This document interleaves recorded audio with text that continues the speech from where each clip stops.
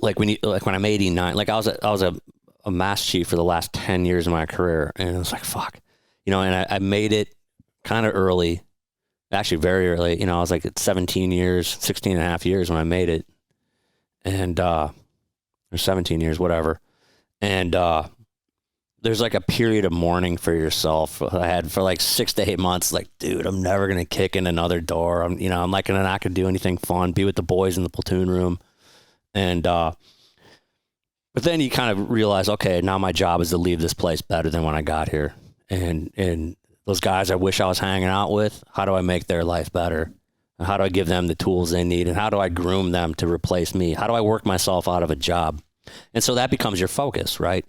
And, but to do that, you need to be, okay, I'm not going to go do house runs with them or go, on a target with them in Iraq, or Afghanistan or wherever. I'm going to, I'm making sure they have what they need, but you need to be, able to walk into the platoon space and not have them be, you be able to sit down and tell sea stories and have those relationships with the guys to get the ground truth and figure out what they really need and what their concerns are and help, steer them and guide them. And like I said, it ultimately, as soon as you take a leadership role, man, you should be working yourself out of a job, and not that to be lazy or to make your workload easier, but your time there is finite. So you have to leave the organization better.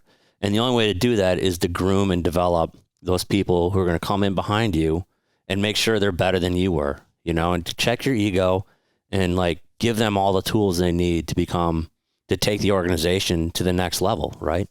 And, that's pretty motivating. And for me, that's a good motivator, like it fires me up to see, like a plan you had in place for the next, like I knew who I wanted to come in behind me and then behind them. And sometimes you have to have painful things like, hey man, I know you don't want to go do this job because it sucks. And I know it sucks because I did it, but like you really should do it because it's going to make you a better leader. And they go kicking and screaming, they come back and they're a better leader. And then, they take over the spot you were in or the spot your replacement was in, and they take it to the next level. And that's how the organization goes from good to great. And, check your ego, groom and mentor and develop everybody, work your, make it, I don't want them to go like, oh, the last time this place was really good was when I was there. It's like, no, man, that's a, that might stroke my ego. I feel like, oh, you're the last good leader we had, but that's a complete indictment on me failing. That's a total failure in leadership. Like the guy coming in behind me should have done a better job than I did. And the guy coming in after him should do a better job than he did. That's what leadership is.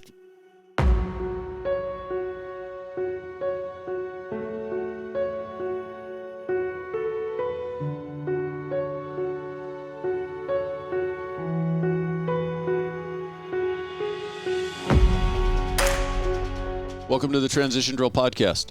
I'm your host, Paul Pantiani. I appreciate you taking the time to watch. So let's get into this.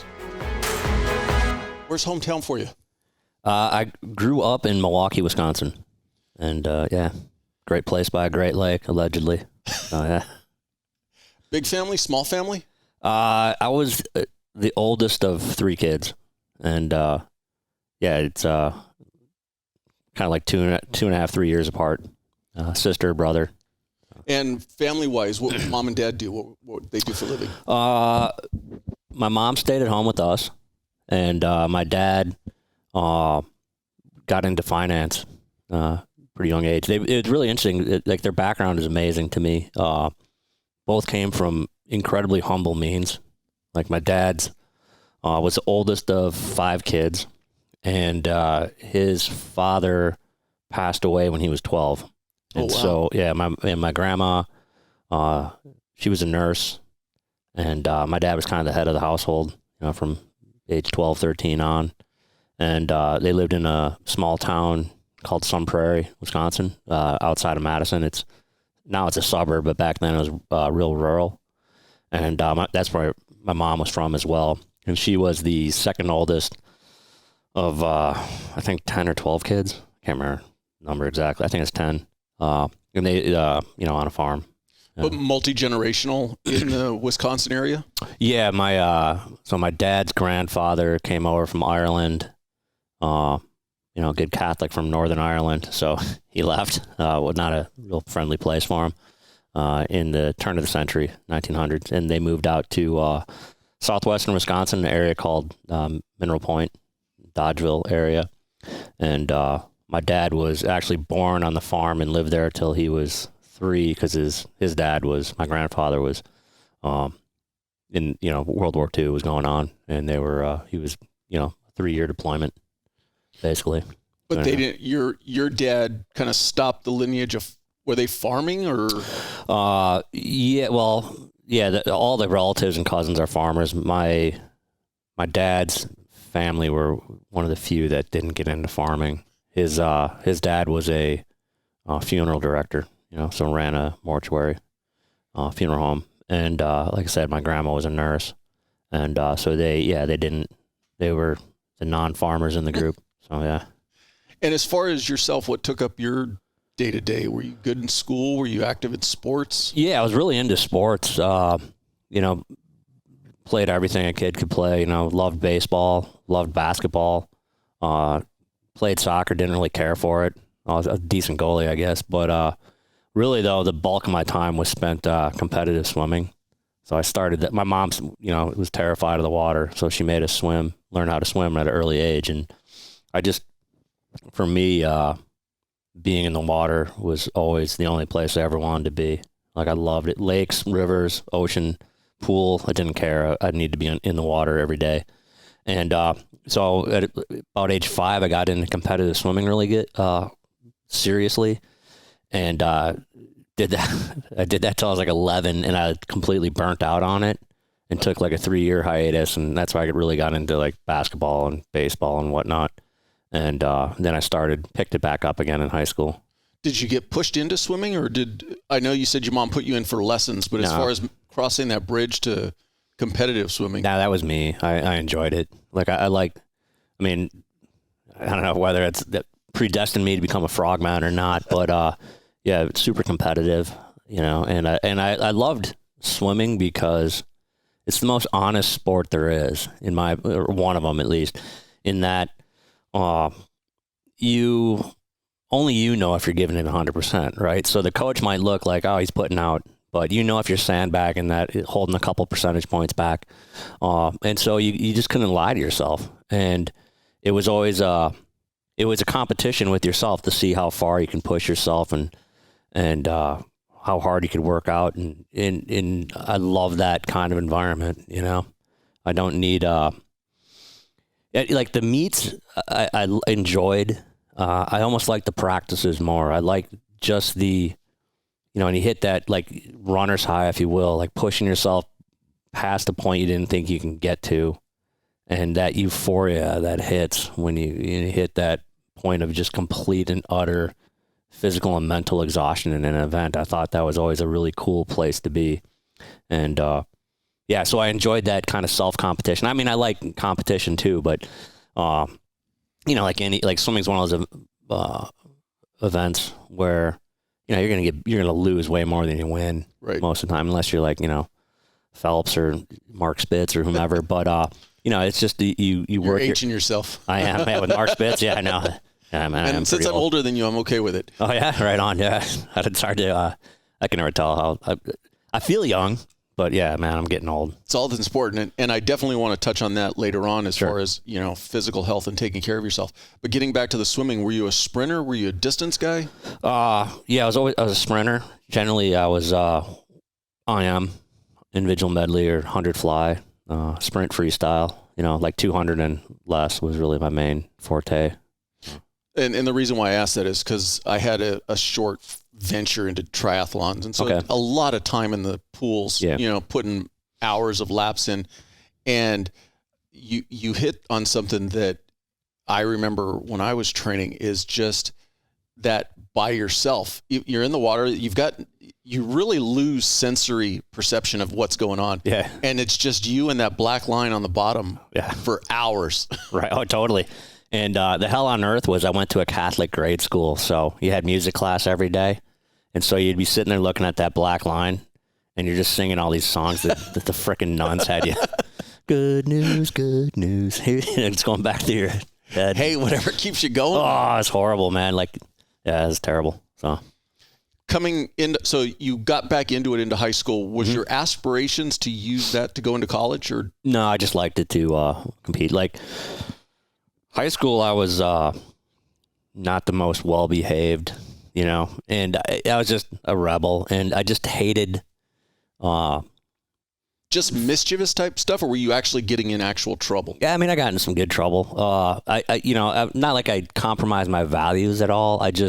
I had just an utter contempt for groupthink and the status quo, and just everybody, like in my high school, everybody was into like the Grateful Dead in the 60s and thought that was the coolest thing ever. So, you know, my intuitive reaction, like in grade school and freshman year, was to, okay, I'm gonna be, you know, I hate this. Punk rock is the way to go, and you know, shave your head and start getting tattooed in high school, and listen to the exact opposite of what the pack was following. I just couldn't stand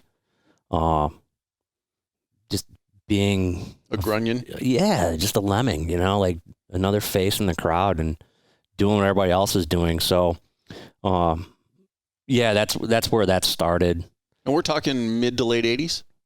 Yeah, mid 80s, you know, 80.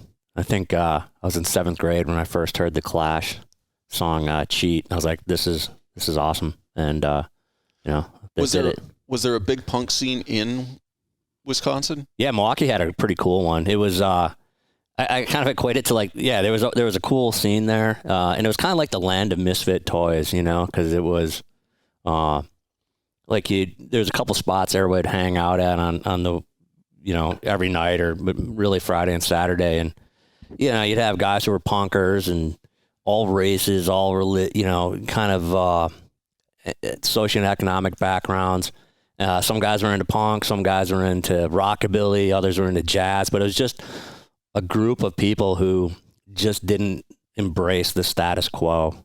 And, it was really fun. You know, you could walk down the street any given night of the week and bump into somebody, and, you know, who knows where that was going to lead, you know, passed out in a bar or just having a good conversation, you know, heartfelt conversation. It was a trippy, cool environment. And, you know, it wasn't without its share of violence, you know, like especially when all the Nazi assholes started, got kicked out of Chicago and moved up to Milwaukee. But, yeah, that was exciting too, you know, street fights. But, yeah, it was just a cool kind of cool vibe, you know. It was everybody was welcome. Just kind of quote loosely calling it the outsiders, just a group of kids who didn't fit in to what was considered the norm. Totally. Yeah, and it's you know, cool. And a lot of us still, you know, keep in contact today and see what's going on. And you know, some guys didn't make it out. Some guys doing really well. You know, it's cool to see where everybody ended up as best you can, you know. Right. Were you ever playing music? Yeah, I was in a band, a couple buddies, Intensive Care, we're called. It was mainly because one of us was in intensive care or the hospital for something any given weekend. But yeah, I play guitar with that band, and you know, that was cool too. It was just something like, hey, something to do, you know. Like there's yeah, like, you know, the routine would be get out of school, or if school was out in the summer, just roll down to the our buddy's apartment. We had our equipment set up there. We'd drink beer and play until we were bored, and then go out, paint the town red, and I did that every day. So, was there ever any aspirations or any opportunities to take that band forward? Yeah, well, if they would have replaced me, probably, because I was a shitty guitar player. But you know, we'd open up for different bands occasionally, and or had the opportunity to. But when I was like, we graduated from high school, you know, our bass player, Donnie, I was just deer hunting with him a couple months ago in Wisconsin. You know, we're still bros. He got into another band that actually was pretty good, really good actually. And yeah, they, you know, put out some records. That's cool. Yeah, it was really cool. And then yeah, Mikey, the drummer, he joined the Corps, and you know, ended up, you know, right around that time frame, you know, year into his first term, he, Gulf War, the first Gulf War broke out. So he was in that. And then, Brian, the singer, he went to, moved to Kansas, went to college there. So, like you pointed out, you never really compromised your morals. It sounds like even though you guys were playing punk rock music and kind of living outside the norm, you still were pretty squared away kids. Yeah, I mean, we got in trouble for sure, and arrested a few times. But I think if I look at like Mikey and Donnie, I'm still super close with today. I mean, you I don't know, are kind of, you treat others the way you want to be treated, or every action's going to have an opposite reaction. That kind of, if you're a dick, I'm going to be a dick to you. And you kind of look out for the underdog, and, people that need help, you help. And you can, it's not like, society, but, you just treat others the way you want to be treated. And, but I'm going to treat you the way you treat me too. I'm not going to turn the other cheek. Right. Not, none of that touchy feely stuff. You mentioned being somebody who didn't want to be part of the group or the group think. Mm-hmm. Were you butting heads with your parents at this point? Oh yeah, that's an understatement. Yeah. Oh, okay. Yeah, it was pretty bad. That was, those are trying times for my brother and sister for sure, watching that unfold. Did it roll down, or did they kind of see you and go, whoa, I ain't going down that path? Yeah, my sister was much more well-behaved than I was, and kind of fit the mold. I mean, she's a great human being, but she, fit that mold. And so, yeah, that definitely had an impact. And then I think I just wore him out, and my brother was, he's chill, he's I mean, he got in his share of trouble too. Yeah, I think I just wore my parents out at that point. So what were you thinking was your plans for adulthood coming towards the end of your high school years? No idea. I knew I wasn't going to go to college. I just didn't, because that's what everybody else was doing. Like, oh, what school did you get into? It's like, fuck that. So like my senior year, this is a fucked up story. A senior year, Mikey and I had always talked about joining the Marines, right? So I was going to, his plan all along since he was a kid was to join the Marines, probably because his dad was a sailor, and just to drive his dad nuts. But and then Donnie's dad was a colonel in the reserves. So like between the three of us, it was always we'll probably do the service at some point. So Mikey and I were going to join the Marines, and I was a year ahead of Mikey in high school. So one of the dudes at the high school I went to, he's a jock and all that. So we're kind of on polar opposites of the social strata. But he's like, hey, you want to join the Marines? I'm like, yeah, why not? I'm not going to, I wasn't planning on going to high school. So we both enlisted in the delayed entry program. And, every weekend or once a month, he'd link up with the Marine Corps recruiter and work out and whatever else. And, pretty soon, midsummer of 88, I was out of high school and waiting to ship out to boot camp. And the night before I was supposed to go, I just got completely lit up and lost my mind a bit, broke my hand. And the Marines were like, yeah, don't call us. We'll call you. Thanks, but no thanks. And I'm like, shit. All right, now what? And I farted around for a couple of years. Yeah. And we're not just going to gloss over that, because you actually started working for Benihana, which I think is yeah. So cool. Well, but I want to take one quick step backwards.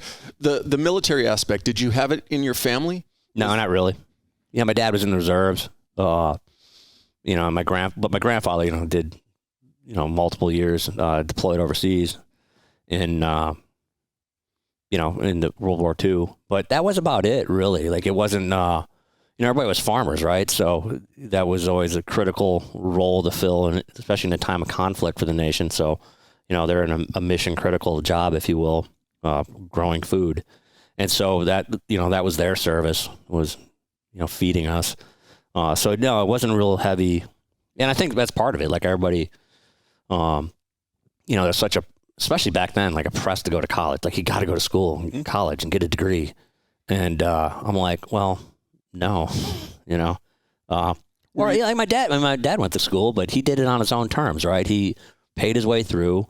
He, used the GI Bill that, he was privy to because his dad died, and he did all that on his own. I'm like, well, okay, if I'm going to go, I'm going to do it on my terms and do it on my own. I don't want to like tap into, have them pay for me to go. Right. I'm going to do it myself. And if you have skin in the game, you're going to take it a little bit more seriously. And I sure as hell wasn't at that point in my life ready to, be serious about it. It just had no appeal whatsoever. I mean, I love learning, but I can read a book and learn. I don't need to sit in a lecture with a bunch of douchebags, talking about whatever. So I try to do it on my own terms and wanted to, At that point in time, had your and I don't want to use the term given up, but had they given up on you basically kind of doing anything with yourself? Were they pushing you to go to college? I think it was always they didn't push me because they knew better to push. But again, like if you maintain your values and ethics, regardless of how you look, and you like I had a work ethic, right? So like. I think they realize like, hey, he's just finding his way. I'm not, I'm working. I'm not dependent on them for anything. I'm paying rent. I'm paying bills. I got a car. I'm, paying insurance. I'm going to work every day and saving money and sticking in the market and, it's being smart like an adult should. I was just doing that at an earlier age, 17, 18 when I was doing that. And, I think they just kind of at that point took a step back knowing that, I'm argumentative, so if you tell me to do this, I'm gonna be like, fuck no, And that brings me to my next question of doesn't seem to fall in line with heading towards the military. No, it doesn't. Yeah. It doesn't make any sense in some way. Like really? Yeah. So no, it didn't, but in the back of my mind, I always wanted to do it and I wanted to, it's like, okay, what's the worst thing that happens? You suffer through 4 years of it and you hate it and you can, you can do that. It's in the grand scheme of things, it's not a ton of time. So, see it, experience it. So you were looking at it initially more as just the experience of doing it and seeing if you could do it. It was two-pronged. Yeah, it was that. And then I had a sense of, everybody should serve the country. Like I firmly believe the Constitution's a pretty rad document, minus if you take out, tariffs and slavery out of it, it's almost a perfect document in terms of how to govern. And I really believe in it. And I thought like every person who lives in this country should serve in some capacity. For me, that capacity was the military. Some people do the Peace Corps or just volunteer work at a homeless shelter, whatever it is. But, try to keep your side of the street clean. For me, the easiest way to do that and the most appealing way was the military. So that's why I always kept that in the back of my mind, despite my actions not really looking like it'd be a good fit for me or look like it was a needed fit for me more appropriately. Yeah. So you bypass the Marine Corps. All certain circumstances, we'll call it. And you ended up at Benihana. How'd that happen? So I was right after high school. I was a lifeguard at a country club, and so the Marine thing fell through. I'm like, shit, what am I gonna do? And so I got a job there as a janitor. And because in the late '80s, Benihana's still relatively new. Yeah, it was really novel, and so I was working as that janitor, and then that sucked. I did it for a while. Then I decided, like, you know what? I'm going to go to school for a semester or two. And so I did that. But I wasn't taking the basic stuff. I was taking shit I wanted to take, took a class. The coolest class I took was an anthology of the Native Americans in the Western Great Lakes. And it was awesome. This guy that taught the class grew up on the reservation. Was taught the old ways by his grandmother. And he was teaching that to us. I'm like, that is cool. Okay, this is learning. And but once I got through all the fun stuff and I had to buckle down on English and math, I'm like, screw this. And so, but I always had like the greatest gift my parents gave me besides their love was a work ethic. And so I'm like, I'm gonna go to work. And so I got the want ads, and I remember looking up, Benihana's needs a busboy. So I'm like, fuck, that restaurant's awesome, man. I went there for my birthday when I was like 12, so that'd be a fun place to work. And it was one, I didn't have to take a bus transfer to get there, so I could hop on the bus and get right to from my apartment to the restaurant. So I took a job there, and like I was washing dishes and bussing tables, and which is a shitty job. But yeah, about 2 weeks in, the manager, busboy son, we want an American chef. I'm like, dude, sign me up. And so I was this may sound like a naive question. Were there a lot of white guys working? No, they wanted a white dude as a chef, as a novelty. So I was their token white dude. And I started working there and training there and working my way up. And then I enjoyed it. It was kind of cool, I remember the first couple of times going out to, cook in front of people, shitting bricks, but it was, but it was good for me because I tend to be a little bit more on the introvert side. Like I don't like being in front of people if I don't have to, or I didn't. I'm more comfortable, way more comfortable than now. But back then especially, it was like, and so it was really good for me there. Like I had to get out in front of people and entertain them and not screw up their dinner order. And not chop off your fingers. Which, I sliced myself a few times at the table, unfortunately. But so I enjoyed that. And then as I started getting more and more proficient at it, and that restaurant in Milwaukee closed down. So they hit me up and, hey, the restaurant's closing down. You want to stay with the company? I'm like, yeah, why not? So they're like, well, we're going to move you to Lombard, Illinois, a suburb of Chicago. And I was getting a chance. I was going to go work for the head chef, for all the restaurant chain, Mr. Cotto.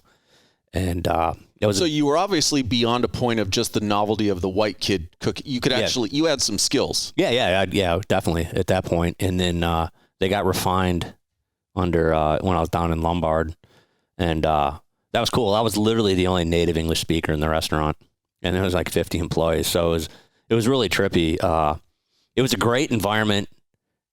I had no idea I was going to end up as a SEAL, but like what a great environment to be in going into a special operations realm, because you're surrounded by different cultures, completely immersed in different cultures.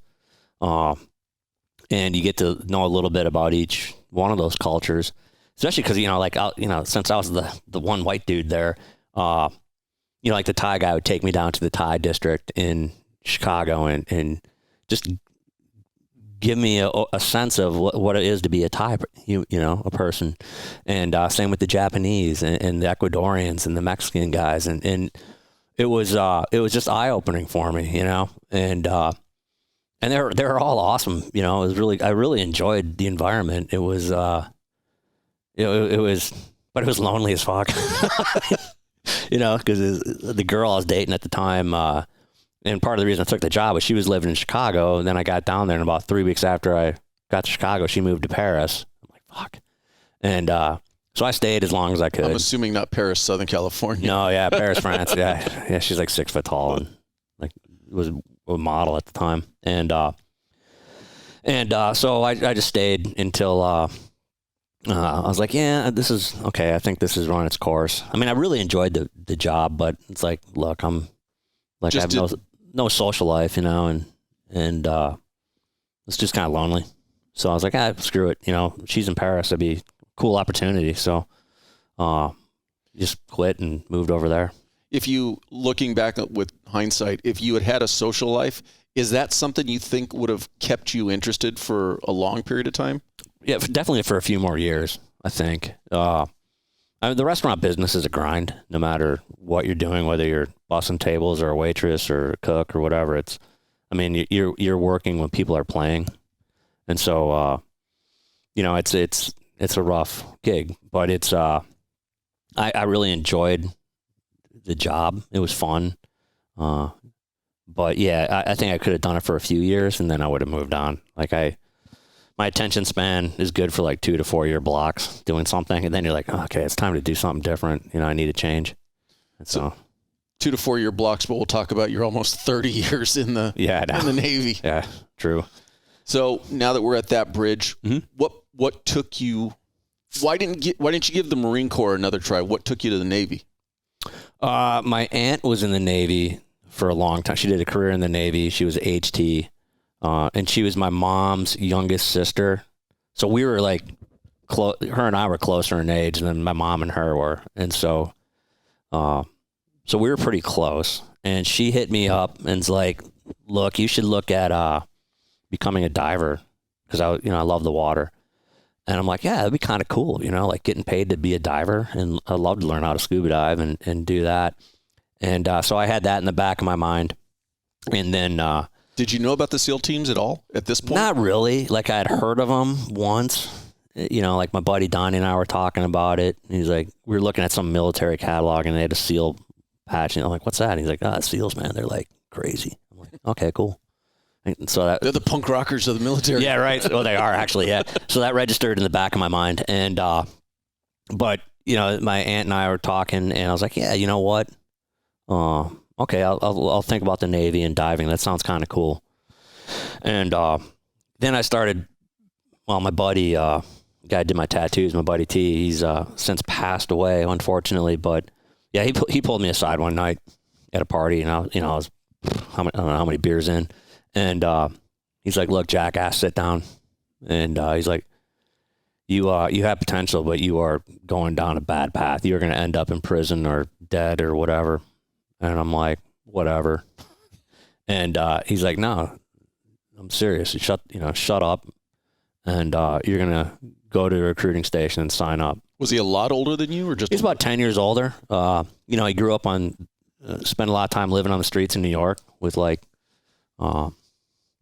New York hardcore scene. But he's also, he did time in the Army, parachuted into Grenada. So like that was a big bona fide for us.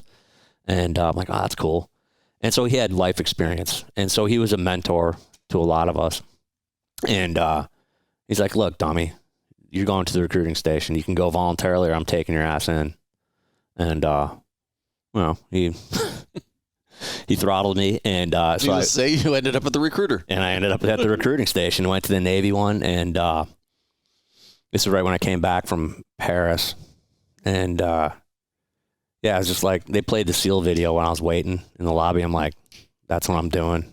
Watching those guys go through Hell Week in that video, like that just triggered something for me. Like, I have to try that. I have to know if I can make it through. And that was it. And so I started the process, had quite a few, I had to get a congressional waiver to get in because I had a couple blemishes on my record, if you will. And then I also inhaled a bunch of chlorine at one point when I was doing the pool business, or I was the janitor, and I also cleaned pools on the side for members of the country club. And yeah, I ended up in the ICU for a week with scorched lungs, so I had to get a waiver for that as well. Oh wow! Did it ultimately have an impact on you? Oh yeah, no, it almost got me kicked out of BUD/S when I checked in to the SEAL teams or SEAL training. But I mean, as far as on paper, it didn't look good, but when you were actually trying to perform, did it ever have an impact? Yeah, it did. And it took a bunch of years to work through it because my upper respiratory tract was so scarred. Like my breath hold, when I was, before that happened, swimming all the time, I could hold it forever. And then it definitely took a hit, but I think that, whatever damage is unnoticeable now and has been for, when you're running, like we do at BUD/S, your cardiovascular, your resting heart rate's like 30. So, you're like in shape, and you work past that pretty quick. The SEALs work out a lot? Occasionally. Yeah. Sleep, eat, and lay around. So what year was it that you enlisted? October 10th, 1990. And going in, at that time, were they giving SEAL contracts, so you knew you were, or did you have to earn your way to get a? Yeah, I had to earn my way. I didn't know, like my recruiter never told me about like the dive program. They had just started it, or if it hadn't started, it started like a couple months after I enlisted. They were pushing me to go, like my ASVAB score was high, so like you should become a nuke. Like, I'm not becoming a nuke. And so they gave me some crazy, technical aviation rate guaranteed when I went in, but I'm like, no way. So I went to boot camp in San Diego. And, yeah. That doesn't seem normal for the Navy. Don't they normally go to Great Lakes? Now it's only Great Lakes, but back then it was San Diego, Great Lakes, or Orlando. And so whatever rate they had chosen for me was San Diego. But my intent the whole time was to go to SEAL training. So I I was fortunate that the company commanders for boot camp I had were cool. And I was like the marching yeoman. So I had, and so like boot camp was trippy too, man. So I remember, we had this Filipino guy who had like 150 kids. And then we had, the other company commander was single, or he might've been married, but he was a player. And, I remember it was like the third week of boot camp, and I'm in the office with him every night doing paperwork and crap, one of the two. And he's like, yeah, I'm going down to Tijuana tonight. I'm having a good time. I'm like, right on, man. I wish I could go with you. He's like, yeah. And I didn't see him till I graduated. After that, he did something stupid and got in trouble. So I just had the one Filipino guy who had all the kids as the company commander running boot camp, and so he would just dump all of his work on me because he was just frazzled from home life. And so because I was working hard for him, he knew I wanted to become a SEAL. He carved out the time for me to go take the screening test. And I did, passed it with flying colors. And then, they gave me, they changed my rate. They gave me some Navy operations specialist job. And so I got out of boot camp knowing I was going to go to BUDS. And I just had to get through this A school. And, did that, and ended up getting honor grad out of that. So I got promoted out of that as well, and then went to BUDS. So going back one step real quick. So partying, traveling off to Paris. Yeah. Were you still working out and staying in shape leading into this? Yeah, I always did. Yeah. It definitely took a dip when I was farting around, partying and stuff, but I was always still active in some way, shape, or form. Just stupid shit though too. Like, not having a reliable car, so I ended up riding my bike everywhere, right? Or walking long distances because I missed the bus because whatever the reason. But I did stay active, and then once I got to boot camp, Navy boot camp's a joke. There's no PT or whatever. So I'd work out in the bathroom at night. And then A school was in Virginia Beach. And there was, 15, 20 of us who were going to BUDS. And so we'd work out all the time, beach runs and swims. And they had a good gym there and, constantly working out. So just trying to prepare for as best you can for what that's 2x4 that's about to hit you. And from the day you went in, was it easy for you to flip that switch and get out of that rebel kind of mentality? Yeah, because I think because I was a little bit more mature, right? I'd been 3 years on my own, paying rent, dealing with just the challenges of life. And this was something I wanted to do. So the price of admission to the military is to, follow the rules. And I accepted that, right? I said I was going to do this. I signed my name on a dotted line. I understand, like, this is what you got to do to be a part of it. And so I accepted that, I made the conscious decision to follow the rules and, cut my hair and wear a good uniform because I said I would, right? So it's, your word's your bond, and I signed the line. So I'm going to do the best I can for as long as I'm going to do it, right? And it becomes a challenge too. I want to be more squared away than that guy. I want to be the best sailor here. And that's the way I approached it. Like, I want to be better than you. I want to be, more squared away than you. And, and I think having that extra maturity and, just knowing what real life is like, you come into this world, it's different, but it's not harder than like getting up at 4 a.m, riding a bike in the rain to go clean, spackle off the back of a shitter at a country club. That takes a certain amount of discipline. It takes a certain amount of discipline to play by the rules in the military. And that's the price. I accepted that as part of for what I wanted to do, Well, and I think that's something that doesn't get the credit that it deserves. As a young kid, getting on your bike, going to clean, the shitters at a country club. Yeah. There are a lot of kids who don't live that life. There are a lot of kids who, mom, dad make things easy for them. And there isn't that sense built in from a young age of, hey, go earn your keep. Right. Yeah. No, my kids, they get it too in spades, you know, like my wife was the same way, you know, she had the same upbringing like that.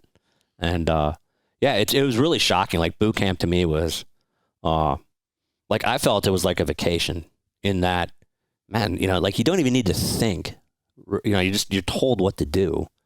And so it's almost like a mental vacation, right? But some people, man, they would just come completely unglued.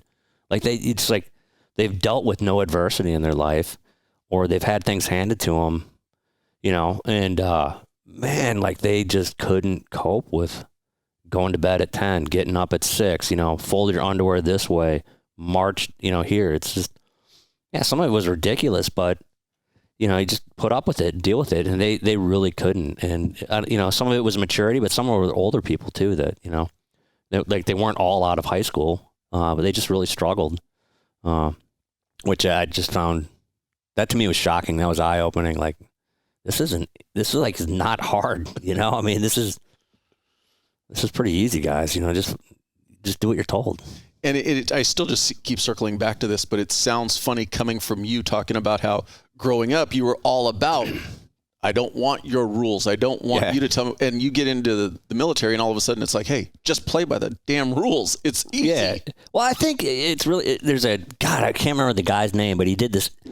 There's a guy who, there's a TED Talk out there, and this guy was in, I don't know if he was a Ranger or SF or just a, you know, Mark I motto, you know, grunt, but he had a similar background, right? He's kind of a punker dude, and I think the title of it's like Punk Rock Made Me a Great Soldier or something like that, you know, like, and I remember listening to it because I've, you know, I've gone out and I've done some talks with different groups, and you know, it's always around leadership, but you know, I don't want to sit here and rattle off leadership stuff. It's more, I tell my story and then, you know, from childhood to now, and inject leadership lessons in there. And one of the things talk about is what we're talking about. Like, hey, you know, this rebellious attitude, and really what I think it boils down to is if you are kind of have this rebellious streak, it's usually because you're challenging assumptions and conventional wisdom and asking why. Thinking critically, which is now apparently racist or sexist or whatever, according to the New York Times.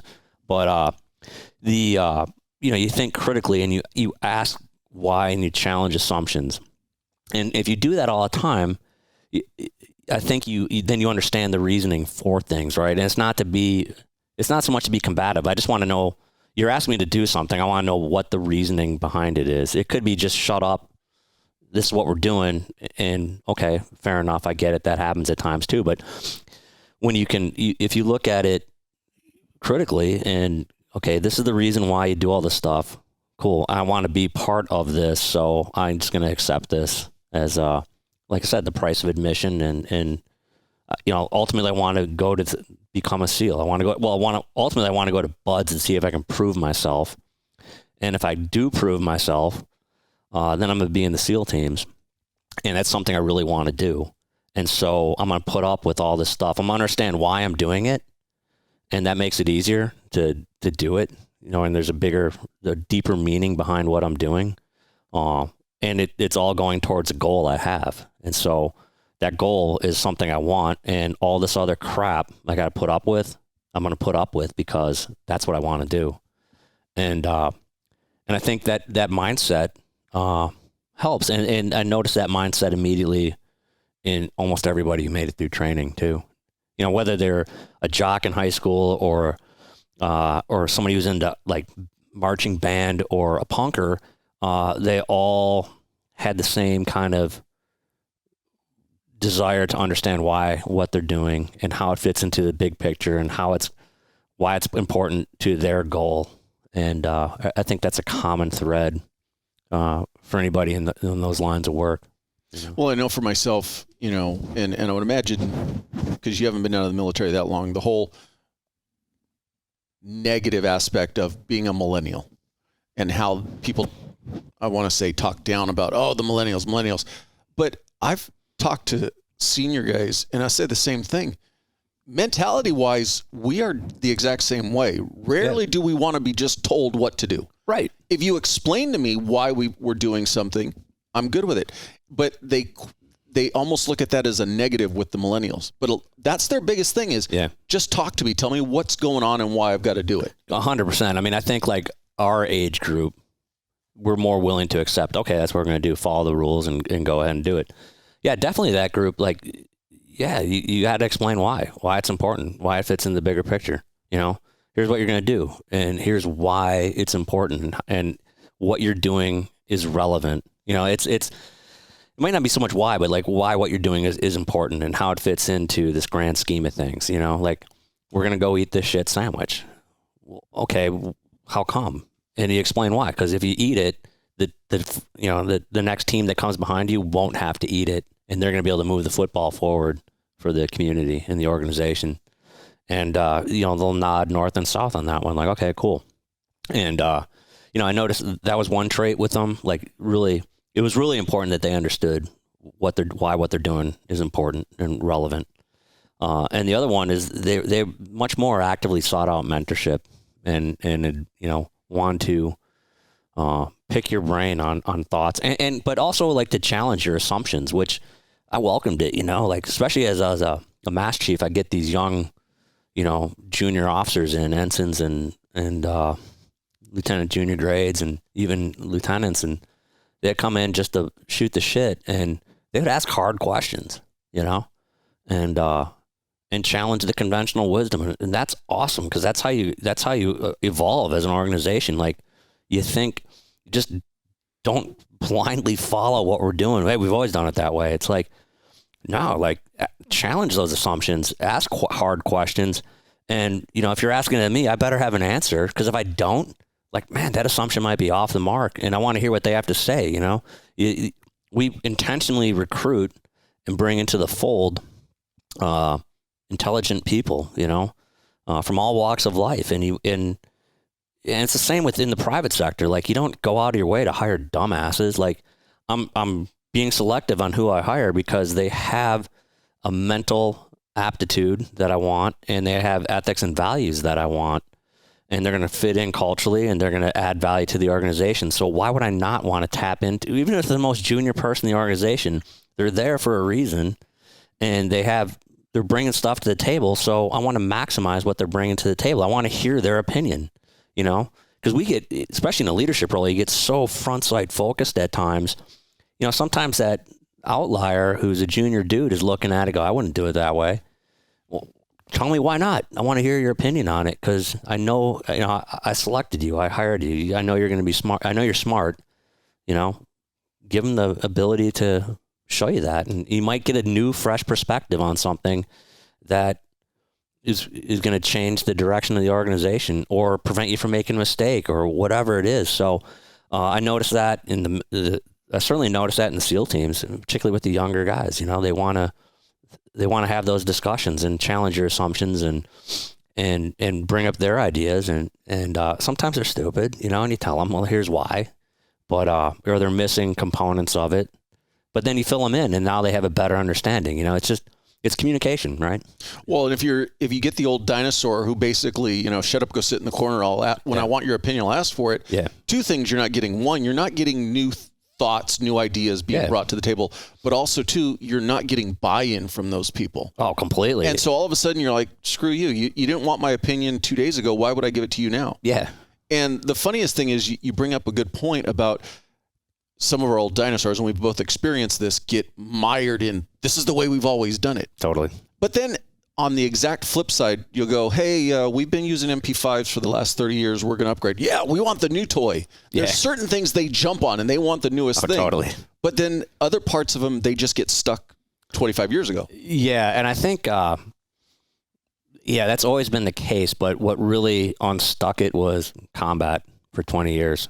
Like, you look at the way we did business, it was the way we were doing business up until September 10th, 2001 was very Vietnam centric, because those are the last guys who really had a lot of combat experience. And so everything we did, and our foundation was tactics from Vietnam, which was a jungle, not a lot of urban stuff, but, the shoot, move, and communicate, that basic foundation was always the same. But then 9/11 happens, and man, it's just like, it was, I mean, it's such a catalyst for innovation in tactics and equipment in just the evolution. You look at it like the 12th and September 12th, 2001 to where it is today.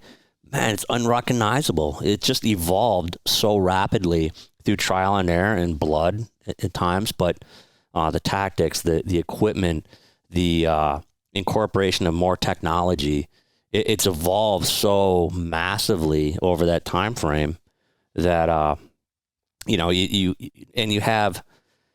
can't go, we always did it this way, because the battlefield's changing, the enemy's evolving with you perpetually, and there's no room for that kind of mindset. If you have that mindset, you have to get out. You just can't, or you got to change it. And most people don't change it if you have that mindset. So it just forced people's hands to be innovative. I think we were always innovative. Certainly when I was at Damneck, it was very innovative. But 9/11 happened and expanded well outside the borders of that, that compound. And you're forced to adapt. And the enemy's constantly adapting. You need to adapt. You need to evolve. And you can never say, well, we always done it that way. Well, okay, great. I still at 50, almost 54. I still don't understand how business, first responders, whatever, we try to hold on to those old ways. And there's one thing, hey, nostalgia. It was really fun, whatever. But there's nothing in our daily life. I don't care what it is. Our cars are different today. Our TVs are different today. There's nobody that would say, hey, give me back a 1970 TV with a dial changer. Oh God, yeah. No, I want a remote. Yeah. And so everything else in our life, we're exposed to it every single day. Change, evolve. Yeah. But you see it in the business world, in the military. First, we want to hold on to the way it was. It doesn't. Yeah. It doesn't compute. It doesn't work. You have to. Yeah, like I said, I mean, the technology is constantly evolving, and you need to evolve with it. Yeah, I mean, the environment today is not the environment we had in the 70s. There's certain things that are similar, and like math is always going to be math, and inflation. Well, until Common Core came in. Yeah, that's true. Yeah, I know. Well, which is, it blows my mind. Like the one thing that's not, just like black and white in this world that is completely, you shouldn't be polarizing at all. It's the language of the universe is math. And 2 + 2 might be 6. It could be 4. Yeah, it's like, okay, what are we back in 1984, with Orwell, and 2 + 2 is 5. Really? The party said so. But I think, you just have to, the environment's constantly changing. You need to be able to adapt to it. Now you need to be able to pull from lessons learned in the past. And there's certain core fundamentals and the mastery of the basics that, the basics of warfare are the same as Vietnam and World War II and the Civil War and that. But then you have that solid foundation, and you have that solid foundation in your business, but then you adapt to the environment and the way things are changing and the personalities and the market and everything else. And if you're not willing to adapt and innovate or change, you're going to be irrelevant really quickly. And you see that, and you certainly see that in the SEAL teams. Like, and you see it when, you're at a team for however many years and just in the thick of it. And then you get pulled out to become an instructor for 2 years, and you're focused on putting students through buds. And then you go back to a team in that 2-year period, and you're really close to it, but things have evolved in that 2-year span. And there's been changes in tactics and gear and all that. And, you have to rapidly get back, into that mindset and embrace that change. And, yeah, because it's constantly evolving. And, like right now, I mean, I've been out for a little over 4 years. It'll be 5 years in January. I couldn't even begin to think about running through the house without going right back to that basic foundation of shoot, move, communicate, start with a 2-man room entry, dry runs. And then I'd pick it up quick. But, you've been out of it for so long that things have changed, and there's different tactics now, and yeah, it's a constantly moving target. It's a train that's running at 100 miles an hour, and if you're off the tracks, you're not catching. I mean, you eventually catch back up, but it's going to take you a while. It's going to take some time. Yeah, man, you need a little nitrous in the in the manifold there. But So going back to when you first went in your mind, were you thinking, well, was it a 6-year enlistment back then, or was it a 4-year? It was 4. Yeah. And kind of like with the Marine Corps, were you thinking 4 years, I'm just going to give this a try, I'm going to do it and get out? I figured that was the route it would go. Because BUD/S is this big unknown, right? Because you're like, okay, I'm not going to quit, but, you get injured. There's 100 things that go wrong. You fail evolutions. And so there's this unknown of the future, and, but once you make it out of that, you're like, okay, cool. I'm not even worried about the next, I think at that point it was like 2.5, 3 years I had left, 2.5 years of my enlistment. Like, cool. Like that's going to go by in the blink of an eye. And really like after day 1 at the team, I'm like, okay, I can do this for a while. This is cool, but my intent up until, checking into the SEAL team was, I'm going to do this for a while.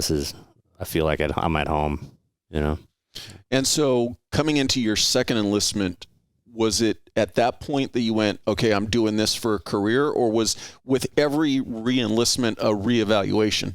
No, I think after that first enlistment, I knew I was going to do it for a while. Because now it's like, now I tasted it and there's all these things I want to do, right? So, okay, got into my first team, did my first platoon. There's this place called DevGru.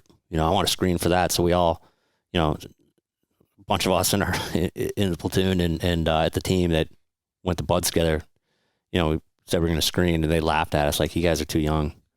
Like, okay, cool. But they remembered that the next year when we were eligible, or then a year and a half later when we were eligible, like they remembered us wanting to jump in early. And okay, cool. So I'm gonna do my time here, then I'm gonna go here, and then at that point, that is when I left there. I'd been in for 11 years, and I was like, and I made made E7, and then with each milestone, there's new challenges, right? So a new guy at a team, you're figuring it out. Your first platoon and most of your second platoon, then you feel like okay, I understand this and I'm good at it. And now it's like, okay, now I'm gonna go prove myself at this other place. And you get there and you're wide-eyed and you're a freaking new guy again going through selection. But then you get there and you're figuring it out, and then you feel like you understand it. And then, at that point, like I said, I promoted E7. Okay, that's a whole new set of challenges, right? And you really, there's a lot of leadership expectations put on you, and that's a whole new challenge. And so the entire step of the way from day 1 to the last day, you're uncomfortable, and there's always more you can do and always new things to learn. With every promotion you get, you're thrust in a new role that really makes you uncomfortable. And all the way up until, like my last job I was the command master chief at Naval Special Warfare Group 1. It's like the West Coast SEAL teams, 5 other commands, 2,000 people, and owning the battle space, from Hawaii to Iraq. And there's a lot there. But I did notice, like what really was the tipping point for me of getting out, there was some really cool opportunities for me that, to start working at the flag level as a senior enlisted advisor, but I realized I was too comfortable.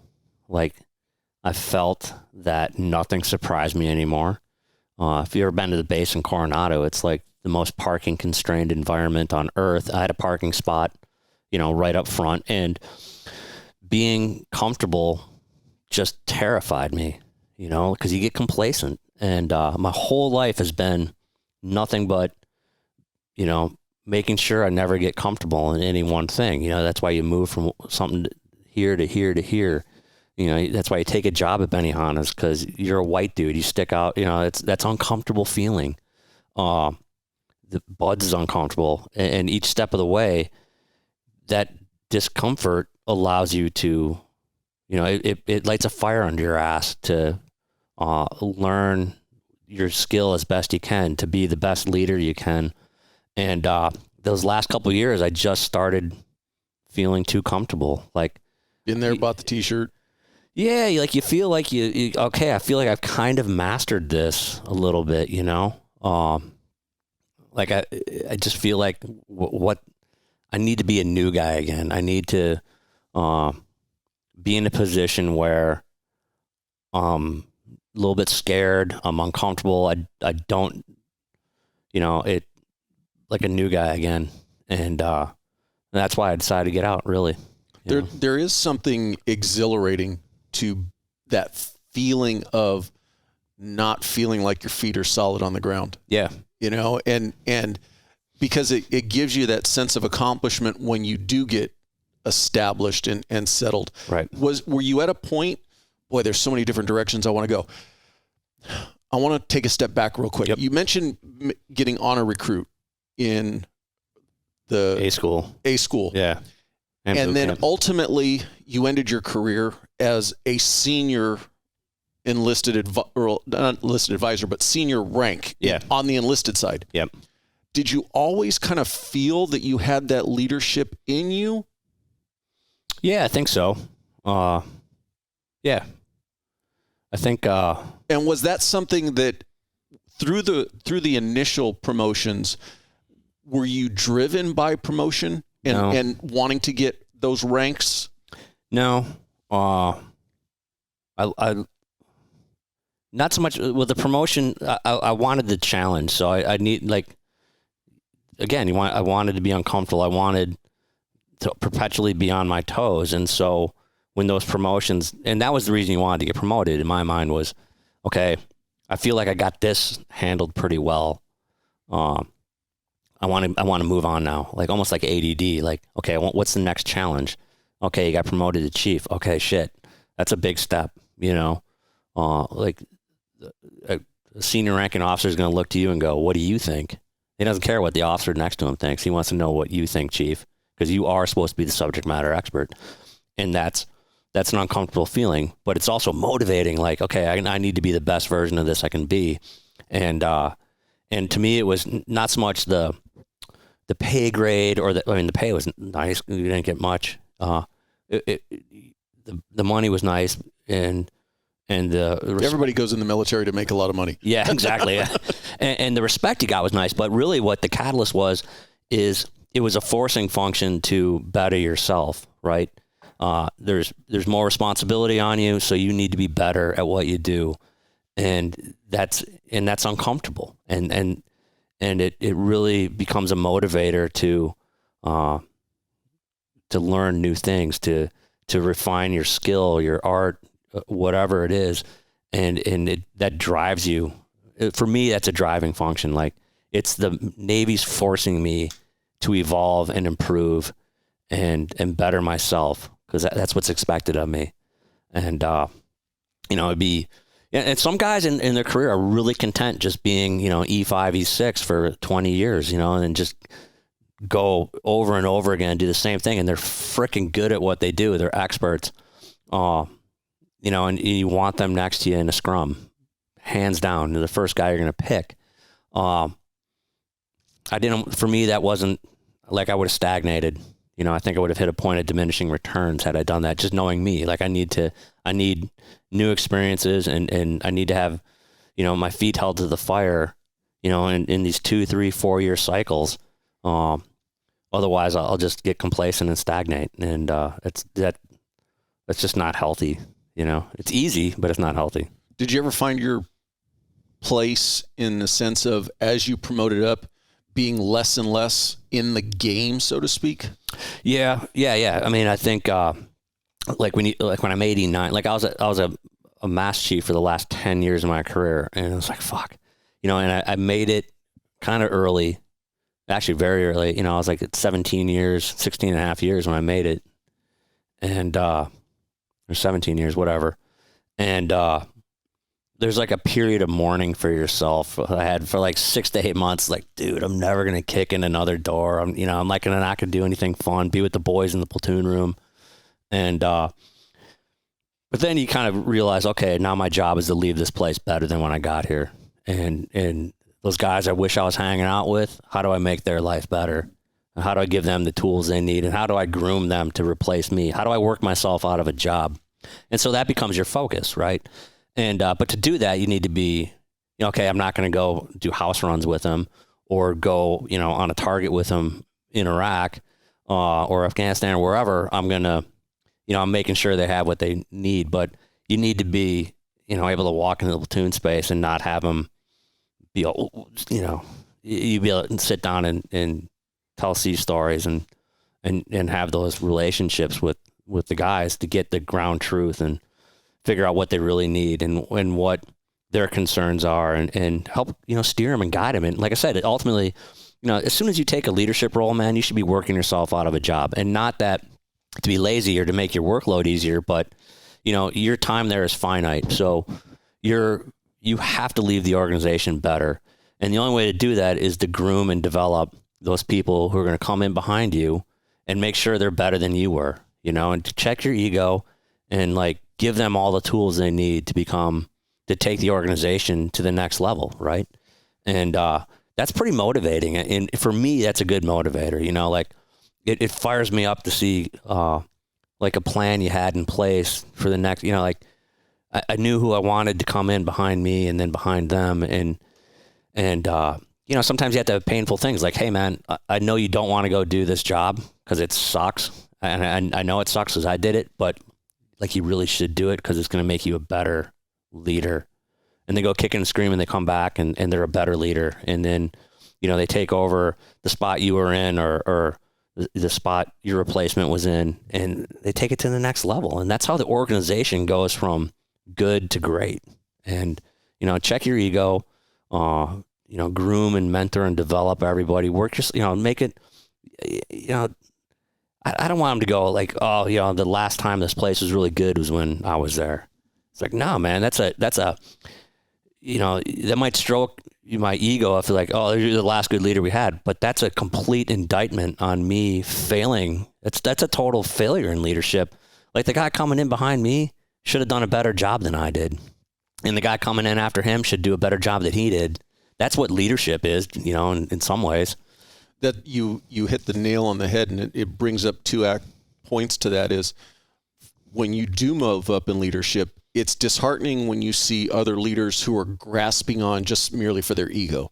And man, they've got that vice lock on and they're not giving anybody any sense of mentorship or guidance. Yeah. On the flip side, it's just as frustrating though when you identify it in a subordinate and they haven't in their mind gotten to the point yet of I want to move up. But you see that they would be a great leader. Yeah. And it's that constant nudging.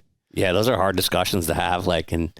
Every human being's different, right? And reacts to different things. And it's, observing them enough to figure out what is their thing that's going to motivate them to flip that switch, The teams, you didn't have that so much. I felt people are eager to take on challenges. That's why they're there, they'll embrace the suck, if you will. And they've always asked why are we doing this? So they have a understanding of the whole entire process because they have this intellectual curiosity and desire to understand the why behind the order. And so I didn't notice it that much in the SEAL teams. You didn't have to motivate too many people to take those leadership roles. They already come to the table with a huge amount of motivation. Right, yeah. And they're passionate about the community, the team, the organization. It's a family, and you want to, I think everybody collectively wants it to be better. And so that wasn't the issue. I see it in the private sector, though. I'm content in this role. Yeah, but you have this potential, Yeah, but I don't want to do that. And that's I'm finding out that can be a challenge, right? So, and how do you reach, I know how to reach a team guy. But it's different when you have this wide, diverse workforce. Each has their own motivators and background and experience. And, but sometimes, people are content and their best role is to this is where I'm going to peak out at and I'm going to kick ass at this. And there's a place for that in business too. Not everybody needs to move up. Not everybody needs to, keep evolving to the next level. You might have way more potential to go higher, but this is where you're strongest at, and for the good of the business, maybe staying in that position is what's right, and balancing that, that's that is a difference in from the military. The military, it's always kind of like, hey, meritocracy, promote, and leave things better as you go along each level. It doesn't always apply in the private sector, right? You're fantastic at this job. Just gonna stay there. We can give you pay raises and incentivize you, but like they don't want to, and maybe it's best for the organization not to move them up to something else. Do you see that though? It's not necessarily you get an employee on the private side who doesn't necessarily want to move up. There's nothing wrong with that. Right. You're dialed in, but where you don't see it coming from the military is that the sense of team and community, and that you may not want to move up, but you're going to guarantee that those that are below you are not being left behind. Sure. Yeah. So my experience in the private sector, it's 4.5 years now. But I've consulted for a few companies, big and small, and then worked at 2 that were connected. The current one, Sylabs, the whole team is in it for the team.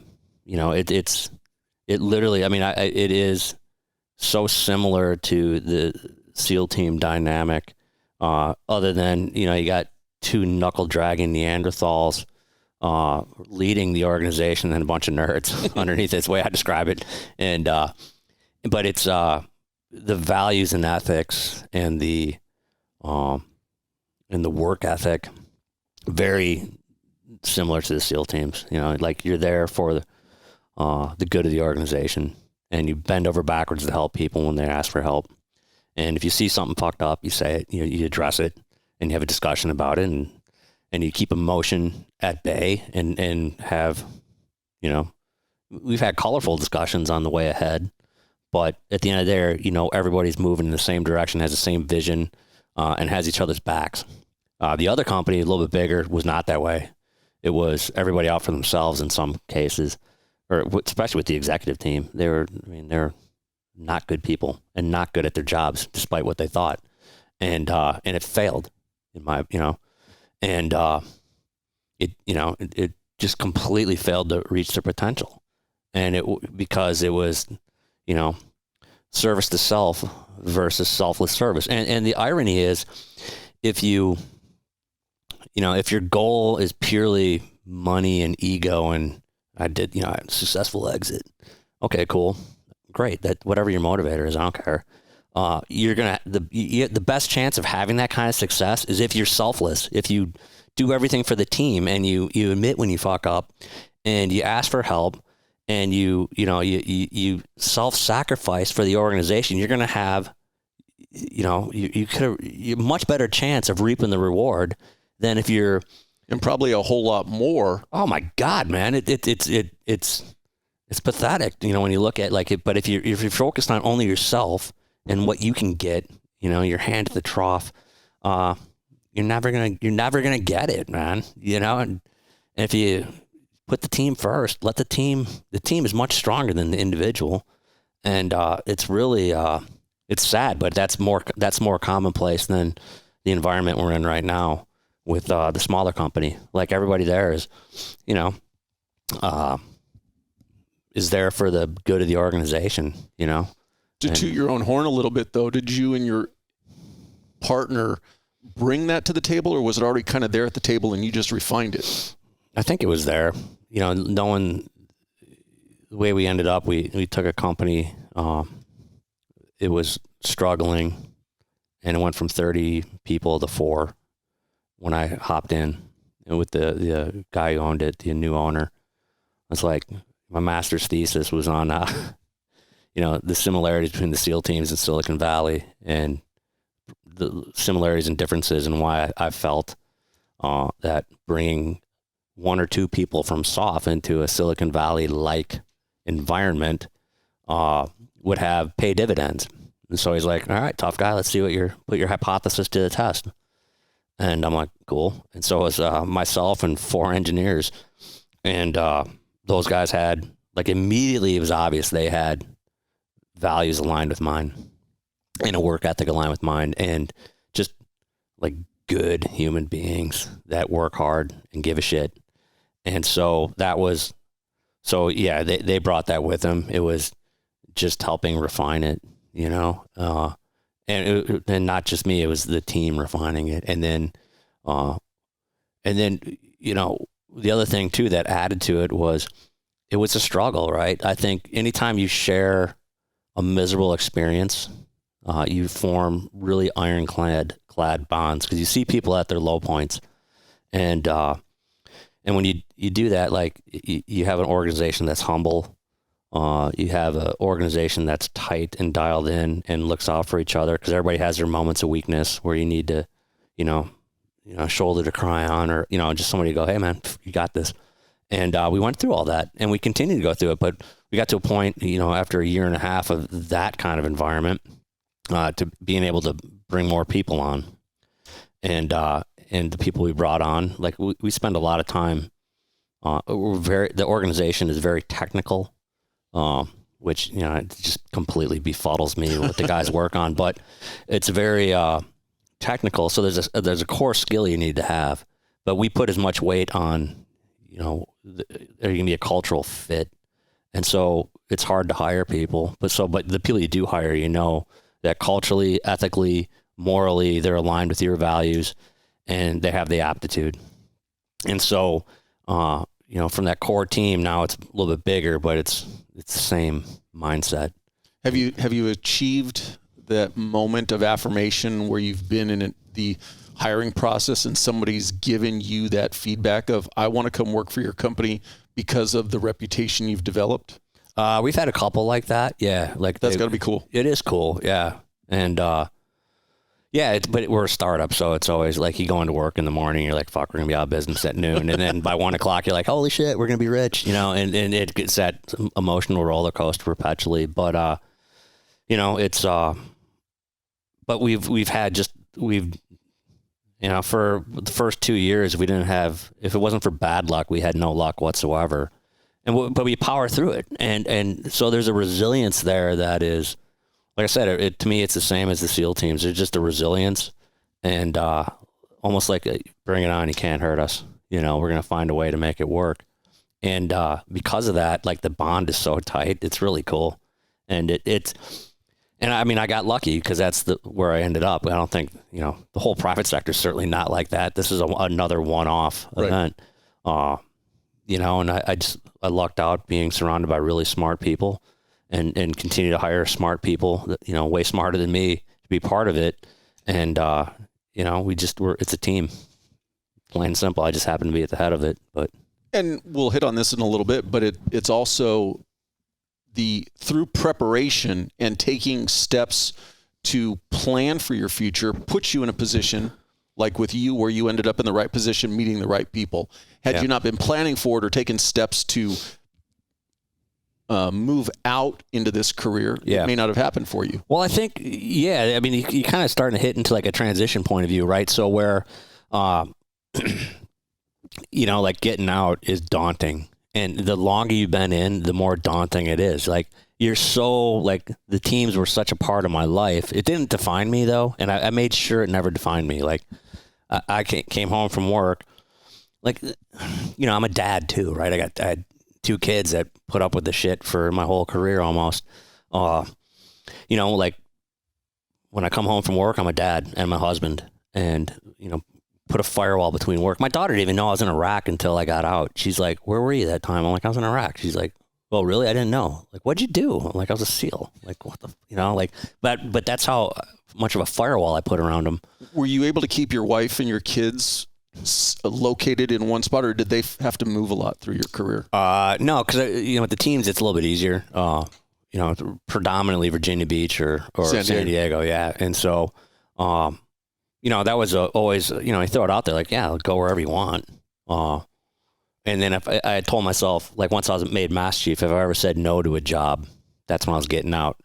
And I was gonna, it was myself and a first group Special Forces group guy, who were in the running for the senior enlisted for SOC Pack. And due to, like my in-laws, needed help. I couldn't make that, so I withdrew my package, and that was like the physical catalyst for me getting out, because I said no, but it was in the back of my mind too, like I was too comfortable. Now, you mentioned your master's degree, so you obviously went back to college, got your bachelor's degree. Was that obviously while you were still active? Yeah. Was that part of you starting to think about your transition? No, it's just to get it done. I like, again, I'd always wanted to do it on my own terms, so that was on my own terms. The master's degree, was that more directly related to? That was more... because obviously you did your thesis on SEALs in Silicon Valley. Yeah, so getting the master's was when I was getting out. There's a program called the Honor Foundation, or organization called the Honor Foundation, started by a guy who was helping SEALs. It started as an intent to get like Master Chiefs the tools they needed to excel in the outside of the military, and it's since evolved to encompass all of Naval Special Warfare. SEALs, SWIC, support, everybody. But isn't it now? Because I've had several guests who've gone through. It's pretty much all special operations. Yeah. SF guys come on in. Like one of the guys, he's actually a neighbor. He was a CAG guy for years. And he went through with us. But they had a scholarship opportunity for a master's program in management. I'm like, that might be interesting. And then concurrently, when that opportunity was presented, there was, okay, I got 10 years as a command master chief, 27 years in the SEAL teams. And, that whole experience you're leading, whether it's you're leading yourself or leading one other person or 10,000 people, you're leading at every level. And so you have all this experience in leadership. And so I remember like looking for, and that appealed to me. Like I loved the aspect of leadership, because you see so many cases of, you can take the bad news bears, but with a good leader, turn them into the most high performing team you've ever seen. And the flip side, you can take a team of like ballers who are like, really good at their trade, but with shitty leadership, they completely suck, And so I was always very passionate about leaders, because you see so many good and bad. And so like the consulting was appealing to me. And so I remember like talking to like some 26-year-old jerk off from McKinsey, and he's like, well, do you have a master's? It's like, well, no, I got 27 years of freaking leadership experience, well, you really need a master's. And I'm like, what are you going to teach me about leadership, jackass? Like I was so put off by it. Like, okay, I'm going to show you, I'm going to get my master's, and then, put the cart in front of the horse. I got all the experience. Now I just need this little bona fide that I can sit through a master's program. And I mean, and it was good. Like I really enjoyed the program. I learned, some new things, but I really learned different perspectives on things I knew, so I know these core skill sets, but here's a fresh perspective of it from, the private sector. And so it was valuable, but I was just so put off. So it became again, challenge, competition, like, oh, really? Okay, I'll get a master's then and open up these doors then. And you're saying exactly, I had another guest who was a 30-year captain with a law enforcement agency, and we were talking about advanced degrees. And he said the exact same thing. He said, when you're trying to get your foot in the door, the people who are at the door with the red velvet rope, all they're looking for is that box to check. Yeah. And if you don't have that box checked, they look down on you. Oh, you don't have this degree. Right. But all of a sudden you check that box, it's like, come on in. Come on in. Yeah, it's funny. And then so the COO, JT, he another team guy, and he and I have been on this journey together, since it started at the Honor Foundation. We were going through a resume class, and we had worked together for years, in the teams. And we're sitting through a resume class, and we both kind of look at each other like, fuck this, man. I don't want to go work for anybody. Let's start a business. Yeah, okay. So we did. And but he has, 2 master's degrees, and he just wrapped up his PhD last year. So he's kind of constantly pushing me like, you should do the PhD. I'm like, fuck.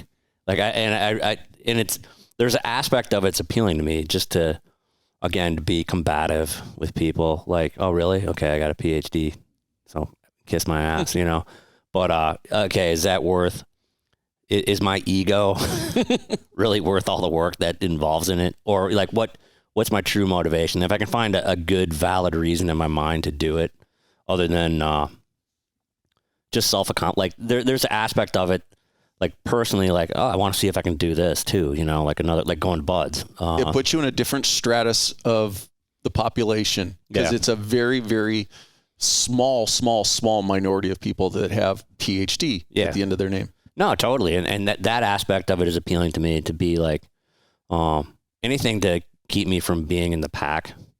I mean, I had tattoos. I haven't got a tattoo in 28 years. I looked like this going in the Navy, and because nobody had tattoos back then. It pissed me off that everybody has them now, because I liked being like, what is your deal?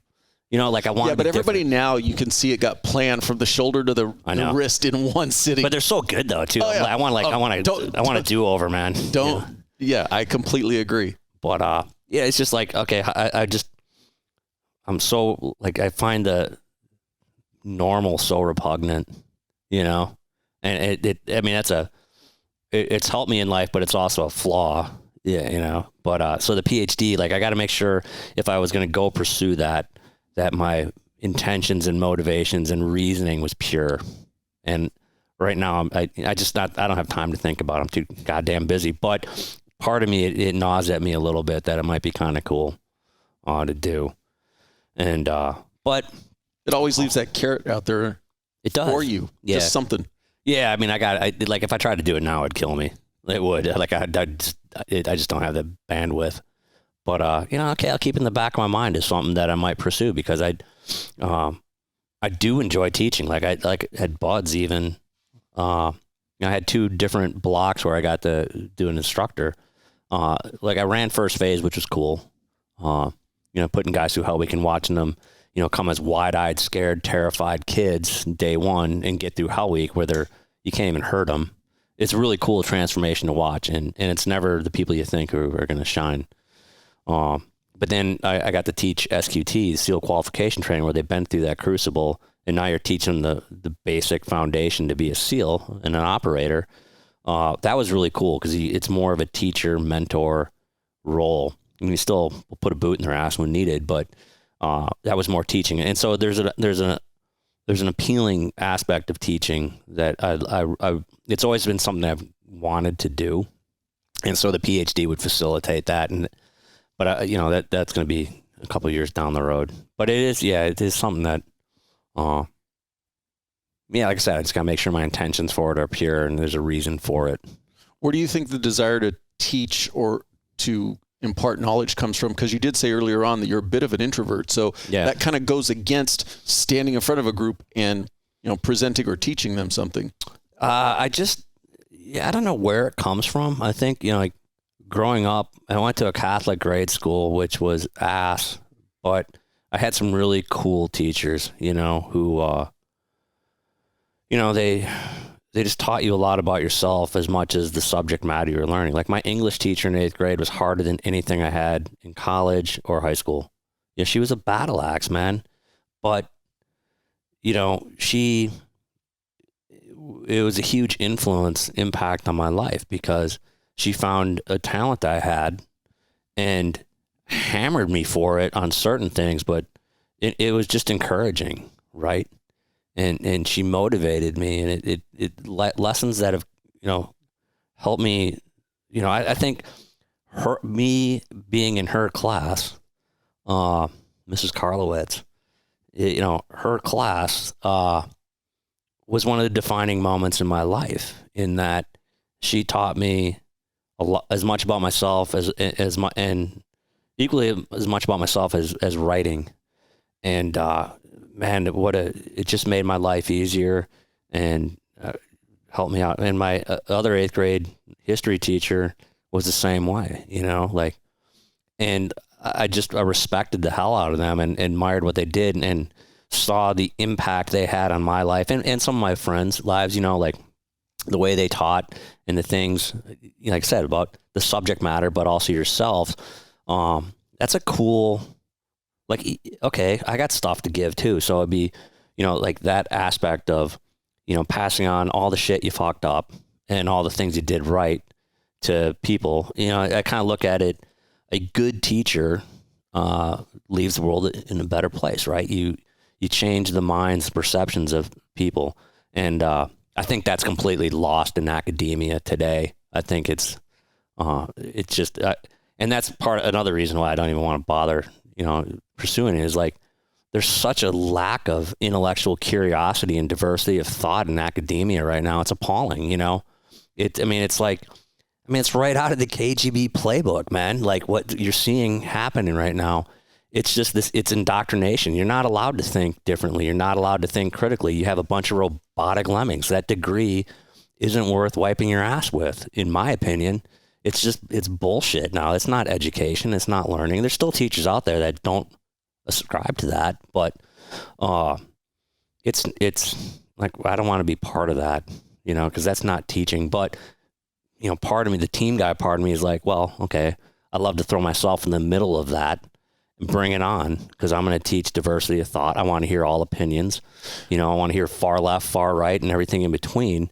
And that's how you grow and learn. Instead of trying to silence dissent or silence other trains of thought, have it all out there, and you decide on the merits of the argument or not. Instead of, to me, if you're trying to silence dissent, it's because they're saying something that's important, that's true, and you're trying to hide it to cover your ass because you're dogmatic in your thought process and you don't think critically. You're not a true educator. You're not a true scientist if you shut up dissent.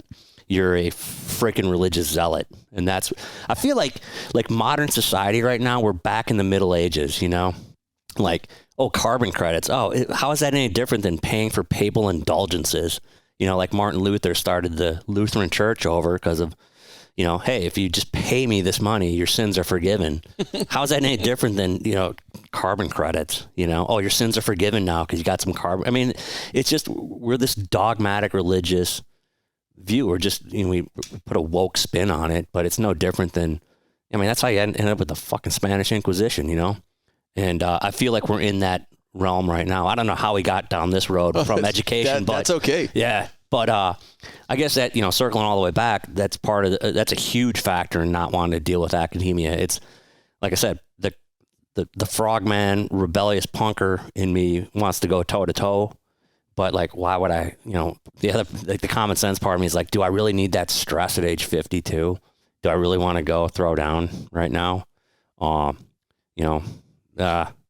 just enjoy also life. when you come back to the teaching aspect of it, imagine what you could do for those other students that you'd be taking classes with, to be that voice of the opposite side and asking those questions, sure, as opposed to just blindly falling in line with, because I think it's weird that we talked earlier that one of the things that gets criticized about millennials is the reason why they ask why.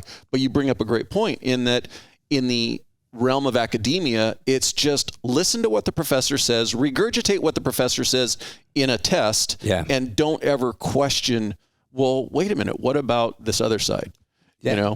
It's horrible. That's not learning. That's propaganda. That's indoctrination. It's not, you're not doing any good for the world by doing that, despite what you think.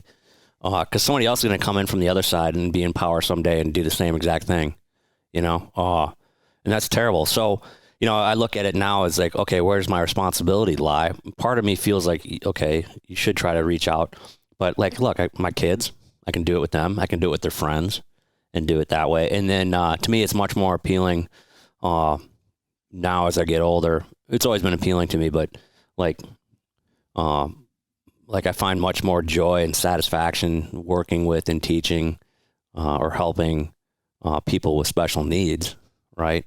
There's a fantastic organization that's based out of Oceanside called Torey, T-E-R-I, and they, from little kids to, geriatrics, they have some manner of disability, Asperger's or some varying degree of autism or whatever else, but they help them, and they try to get them living on their own and give them tasks and jobs to do, and my experience is there's no judgment there. There's no there's just love. And I'd much rather work and be surrounded by people, individuals like that who just, they don't judge. They just, they love and they love life. And, despite all the short, the deck they've been dealt, the deal they've been dealt, they plow through and carry on. And that's, to me, they're much more deserving of time and energy than, these upper middle class white kids, go from the suburbs to college and come back and they're the fucking authority on everything and how I should live my life. I don't want to spend any time on them. They're lost causes already, I think, in some ways. I'll worry about the kids, around me, my kids, their friends, and just set a good example for them as best I can. And when I see them doing dumb shit, correct them, because I guarantee I've done more dumb shit than they could ever possibly do. And, and they'll listen. I kind of have I'm fortunate enough that I have a bully pulpit a bit because of the SEAL thing, for a 20-year-old kid, they look at that and go, ooh, that's cool. And, okay, fine. That's the foot in the door. Right. But look, I got this whole life before that too, that I did dumb stuff and went through, high school is a trying time, for any kid. And so I experienced those trying times and I can give you my lessons learned and hopefully, my son, my daughter, their friends become better people in part listening to my wife or listening to me and whatever. You can teach that way too. You don't need to be in a classroom in, University of Chicago or whatever, spewing your religion. Well, and you bring up a great point to not utilize that title of SEAL. It would be a detriment because it does give you some advantage.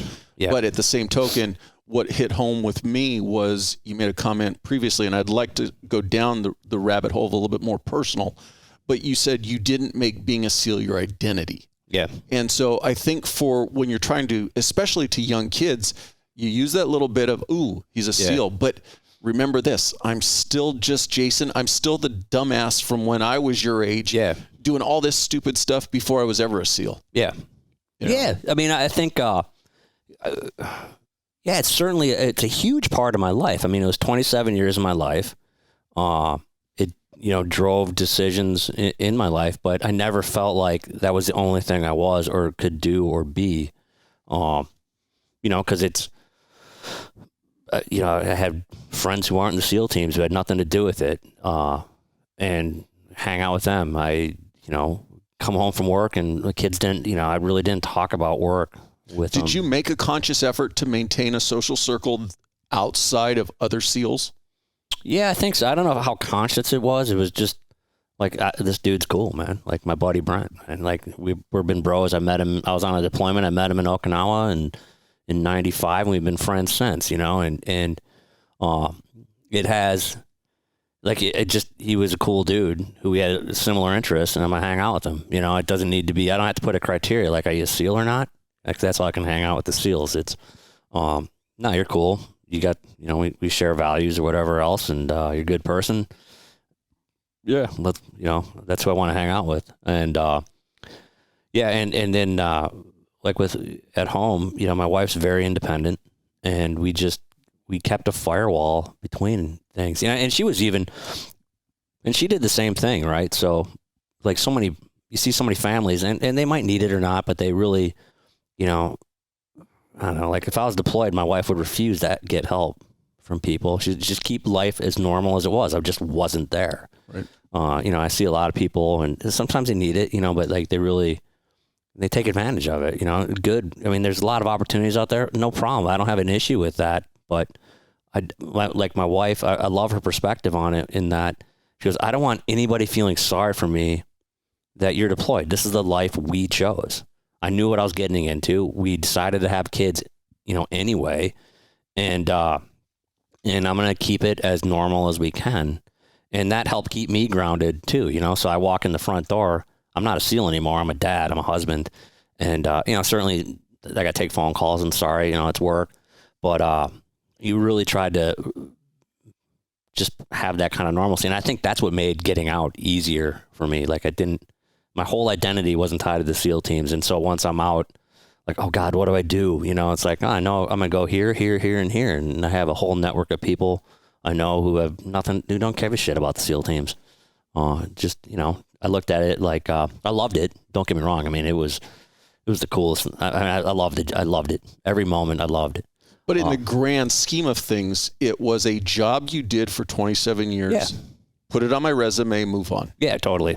Yeah, completely. You know, and yeah, and it made getting out cool. You know, it's like, all right, man, this is something new. You know, new venture. I'm a new guy again. Good times. One last question about your military career. Did you ever get the opportunity to do the whole, they call it what, seaman to admiral, basically getting the opportunity to go officer route? Yeah, I opted not to do that. It was, you know, some guys did, like Jocko did it. I remember he did that, and a few other guys in my demographic were all the same time frame. Took advantage of that. I had entertained it at one point, but I realized that I really liked being on the enlisted side of things. I wanted to, you look at the officer career progression, it just didn't appeal to me at all. I liked, like, once I was in for a while, I'm like, it'd be cool to be a master chief, you know, like end this as a command master chief of a SEAL team. Cause you know, you growing up in it, you idolize those guys, you know, the ones you had at your team, you know, the guys that, you know, like I was at SEAL Team 3, all the master chiefs there were awesome. The SEAL Team 1 was next door. Those guys were like role models and idols, you know, to us. And you want to, I kind of felt like, okay, these guys, you know, the best way to honor them is to follow in their footsteps and become a good master chief and make the team. You know, I had way more influence as a command master chief than I would have as a Navy captain. You know, you'd sit around the table with the admiral once a week, and, you know, he would look at all the master chiefs and, you know, with the utmost respect and ask for your opinion, and it better be unfiltered. You know what I mean? Like, don't bullshit them. And you can affect, I just felt like you could see, like, one, it was more fun. You know, you could do the fun part of the job longer as an enlisted guy. And then I think you could have more of an impact long-term on the organization if you do your job right as a senior enlisted. And so that's, you know, I made that decision, you know, 3-4 years in, like, no way would I want to do that. Yeah, it just it did not appeal to me at that point. I felt, for me, in the way I am, I was much better. I could serve the organization better as an enlisted guy. Whereas, you know, using Jocko as an example, I think, you know, when he made that pivot to an officer, he that was what was best for the organization. And I think he saw that, you know, and you know, and other guys too, like a couple Navy captains right now who are enlisted guys in my buds class, like they're serving the organization better in that role.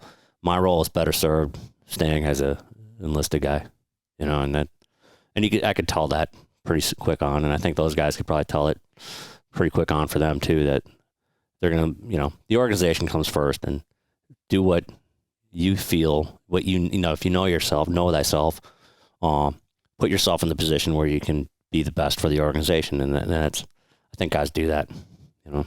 So you transitioned out 2018. You've been out now almost 4 years, coming up on 5. Yep. I would like to go down the route of, so one of the things I also like to talk about is the importance of taking care of your physical health and your mental health. Obviously, you've stayed in shape through being in the Navy and being a SEAL. The mental health aspect. Do you ever address any issues with that? Did you ever struggle with any issues? Not too bad. There was times, for a little while, coming back from deployments, I was a dick, and short fused and, you know, just angry. But I think it's really interesting as,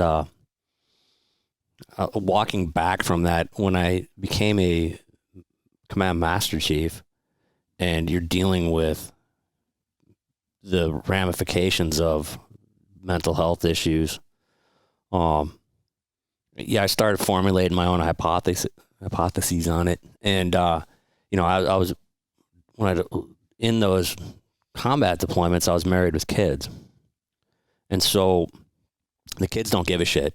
You know, you need to be home for them and be the best you can. So you have to either deal with it or suppress it a bit, which is more dangerous, which can be dangerous, but because you need to be there for them. That's the most important thing in the world, is making sure your kids grow up, you know, and are better than you.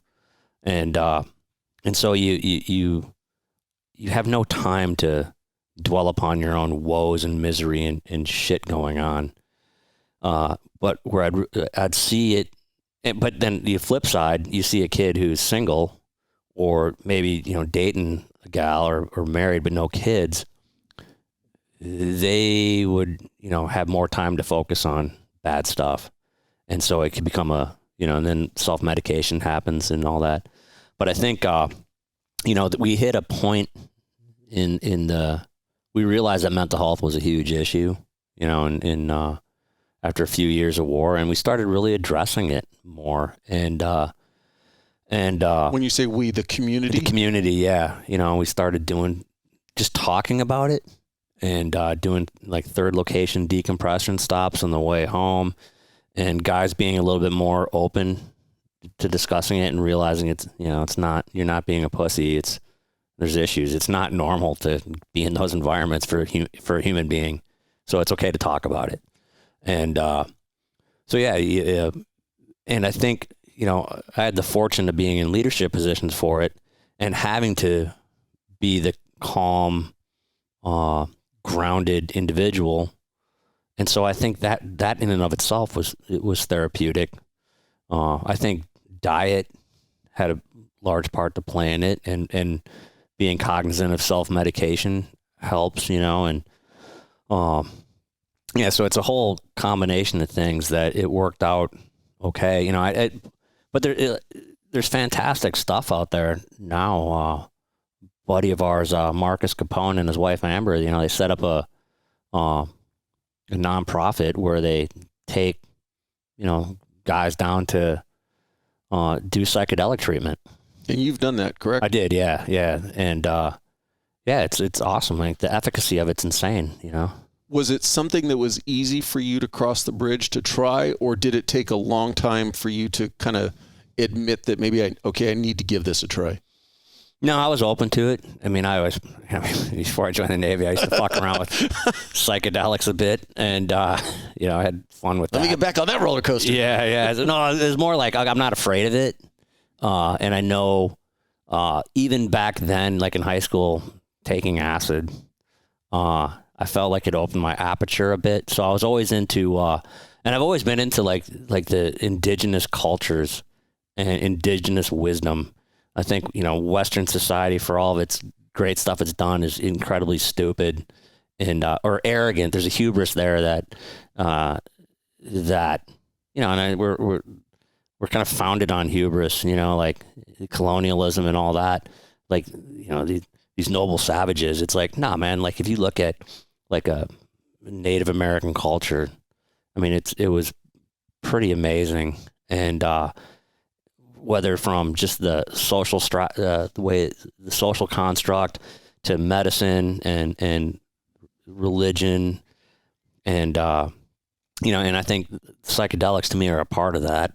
Have been. I think, you know, religion probably started, you know, 50,000 years ago from some dudes, you know, tripping out on shrooms or peyote or whatever, and developing religion and a deeper, trying to gain a deeper understanding of the universe. So I always thought there was something insanely human about the natural psychedelic experience, and so to me it was appealing, and something that I just intuitively knew it's going to make you a better version of yourself. And so that was my kind of mindset going into it. Like, okay, this is something that's been done for tens of thousands of years to the benefit of humanity, quite frankly. And so you know, I'm totally open to it, and I'm going to go in with that kind of mindset. And it did. I mean, it was, you know, and everybody I've seen that has gone through it has come out the other end a better version of themselves. And I mean, like, you know, some guys who were, I mean, like, I don't know if they're going to make it, you know, they can't continue drinking like this for another year. come out the other end clean and sober and haven't had a drop since. Like, that is unheard of, you know? And so it's really, I think it's freaking cool. And I'm glad to see the mainstream opening up to it a bit, because it's ancestral wisdom modernized, and we need to do more of that, you know? Would you paint it with a broad brush that pretty much anybody coming out of the military should give it a try? Personally, I mean, I think everybody in general should give it a try. You know, it doesn't need to be to that extreme. Like, the ibogaine is pretty heavy, you know, and the DMT is the coolest freaking thing ever. But, like, I don't want to do it again. But I think the vast majority of the human population would benefit from, you know, being in a kind of safe environment and taking a bunch of mushrooms and, you know, just repaving those neural pathways, if you will. I think that it just opens your aperture a bit. You know, just the stigma, it's a joke. I mean, I think, you know, for millennia, it was mainstream. It was acceptable. It was part of religion or spirituality or the human experience. And I think up until like the 50s, you know, and then government got involved and, you know, hey, we don't want people actually open-minded and thinking for themselves, and this makes you do that. And so let's make it a Schedule I drug, which is completely redonkulous, you know? It really, I mean, stupid. Because there's so much good benefit there, I think. It can be abused, of course, but... Anything could be abused, though. Yeah. I mean, alcohol's legal. Show me a drug that's not more abused than alcohol. Yeah, it's crazy, you know? And I think, you know, with the psychedelics, at least... like, it's not something I can't wait to do that again. It's like, oh, I don't know if I want to do it again, but you know, at some point here in the future, I probably should. And it's kind of looked at that way, like a tool, you know, and kind of a tie back to humanity. I don't know, kind of a trippy. Allowing you to kind of put your 2020 hat on, in the sense of looking back, from your time when you did deploy, mm-hmm.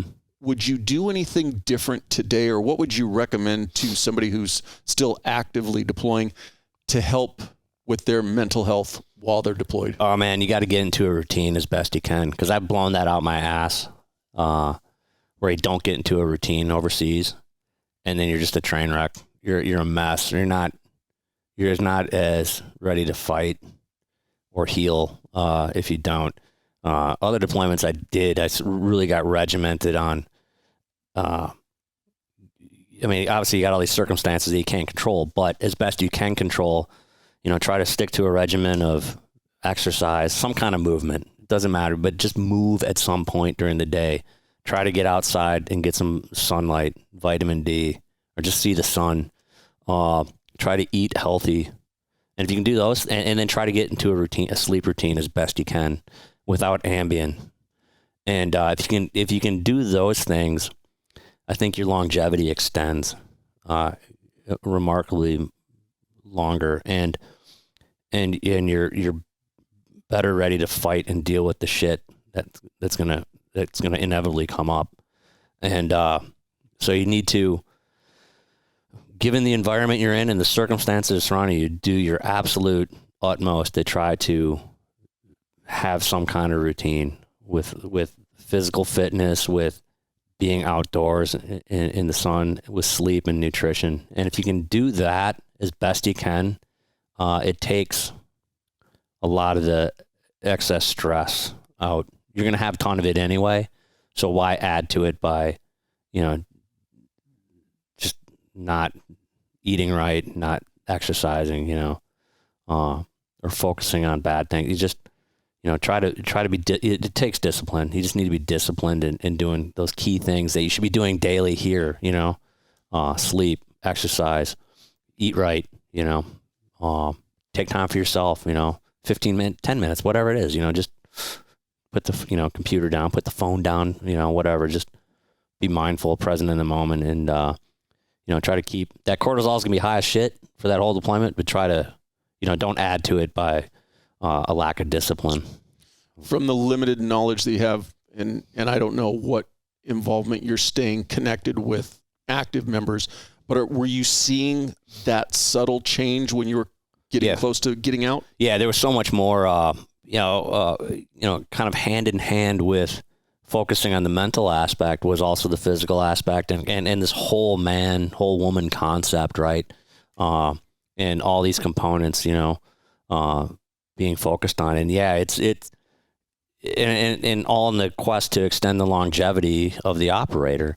And I think it's really working well. I think the guys who were brought up, starting in 2006, 7, 8, 9, and since then, they're much more in tune with that. They're very good about the physical routine and when to, really, for time, just blasting through hard ass workouts or when it's maintenance mode and having those, and they're in tune with those cycles and when they need to do it.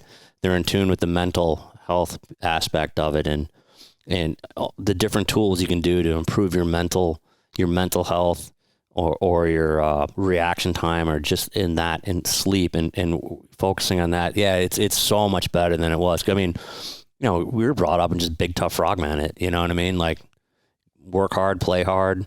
And you don't just, and if it's bothering you, play harder. Yeah. Just don't be a pussy, man. Throw some dirt on it and get back in the game. And, which is great. That takes its toll on you physically and mentally. Now we're much more, it's like a professional sports team, the whole, but just the stakes are higher. And it's amazing to me, like I would have loved to have been brought up in that environment, with it. It's, I'd have a lot less aches and pains and I think, I'd be a better person, but hey, cool. The organization's better than we got there. So it's really cool to see, just how, what the human, you take a human with talent and, how high of a level you can take them through all these tools, from, not religion so much, but spirituality and physical aspects and nutrition and sleep and, relationships and it's amazing what potential can get unlocked by doing all those things the right way. And, the team guys now are light years ahead of where I was at their age, and because they've been given the right tools and the education or the opportunity to, you can choose not to do all that stuff, but, you have more knowledge and more education in those realms to make an informed decision, to better yourself. It's cool to see, man. I'm jealous of them. I think the most important thing is hopefully by doing that, obviously you extend their longevity to what service they can be to our country. And, at the end of the day, the Navy put a garbage ton of money into training you. Yeah. And they want to get the maximum amount of time for their return. Sure. But more importantly is when they do show you the door, because both from the first responder side and the military side, the worst thing they do is the exit out. Yeah. Because they do a great job of recruiting us in. Hey, look at all the cool shit you can do. Yeah. And when it's time to walk away, it's like, see ya. See ya. Don't let the door hit in the ass. Yeah. But hopefully with that improvement, we can start reducing the number of suicides. Oh, completely, man. Because there's you don't want to, again, I'll go back to leaving things better than you got there. I mean, you don't want to, great, they rode you hard and put you away wet, and then now you're a burden to the system afterwards. Or and that was kind of my mindset with the parents, or as being a parent, and arguing with leaders on, some guys, some single admiral will be like, oh, we need to deploy for a year. I'm like, okay, great, cool. That works for you. Yeah, that's great for you. But, the 50% of the force that has kids, we have an obligation not to have a bunch of, kids growing up being porn stars and junkies, that doesn't better the country any way, shape, or form either. So we need to find this balance of, the task at hand that needs to get done, but also looking at the families and the health of the families and the kids involved, because, it's trying on a family when dad or mom is gone for extended periods of time, and then, a friend gets killed and you got to go to a funeral.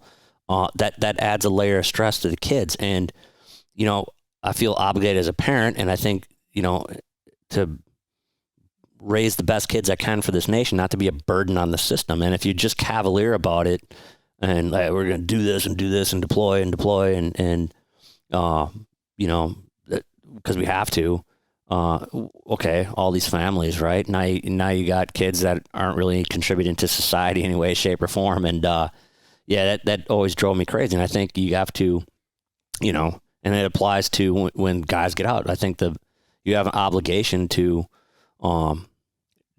during the career, to try to, you know, make sure they are healthy and have longevity. And because when they get out, you don't want to have, you know, be completely broke dick, and now you're, you know, just a ward of the VA, and you know, what good does that do the country? It doesn't do any, you know, and get them ready to go be contributing members of the private sector, you know, like, and I think that helps with the mental health. Like, hey, it doesn't matter what you did in the military. When you get out, you know, give them the tools to realize that you can do anything and you're value added in all these places. You have unique experiences that most of the population doesn't have. So you bring diversity of thought, you know, a proven track record of being able to handle stress, and you add value to these organizations. But so many guys don't know that. Gals don't know that. Like, I'm going to get out and I'm going to do one of these, you know, 10 jobs. And it's like, no, man, it's a blank canvas. You can do anything you want. And that's where like the Honor Foundation's good. You know, you come out of there and you're like, oh, I can do anything, you know? It's a great program, and I've had several guests now who have gone through the program, and I do believe that what they're offering them is great. It would be nice if there was more for general military, more than just the TAPS program, because those that I've talked to say for most of them, you've just gotten to the point where you're like, I just want out of the military. Oh, wait, I got to go sit in the TAPS classes to check the box. Yeah. And they're not paying attention. It's not until they're out 6 months, a year, and they went, maybe I should have paid attention to that resume class or whatever. Sure. No, that's true. You know, like the Honor Foundation, the SEAL Future Fund or Foundation, they do fantastic jobs of prepping you for getting out, you know, and yeah, the rest of the military, we're obligated to do that to them too. I mean, the only thing people pay attention to in that TAPS class is the disability rating bit, you know, and other than that, they're like, oh, fuck. And that's unfortunate because, you know, again, everybody who's served in the military has value to add to the private sector, because they, like, again, it's not many people signed up to do the military, to join the military, and the experiences you have, whether you were, you know, sitting in Ramadi in a gunfight every day as a young Marine, or you were in Kuwait doing admin shit, it's just a different environment. And you have so many experiences that nobody else in the world has had. And if you can channel that in a positive way and give those guys and gals the tools when they're getting out for them to realize, the confidence to realize, like, yeah, look, these experiences, they mean something in the private sector. It doesn't matter if you're in tech or Wall Street or a legal firm or pharmaceuticals or whatever you decide to do. You have a completely unique perspective that's going to add diversity of thought to the organization. And, you know, as long as you keep your work ethic up and maintain your ethics and values, man, you're going to be, organizations should welcome you in there, and you're going to be successful. And we do not give people those tools. You know, they end up doing what's comfortable, and you should be telling them, hey, you know, everything's fair game, man. Everything's totally fair game for you when you get out. So going back to your experience making your transition, now coming into the corporate world, private sector, what were some of the biggest hurdles you had to overcome? Misperceptions.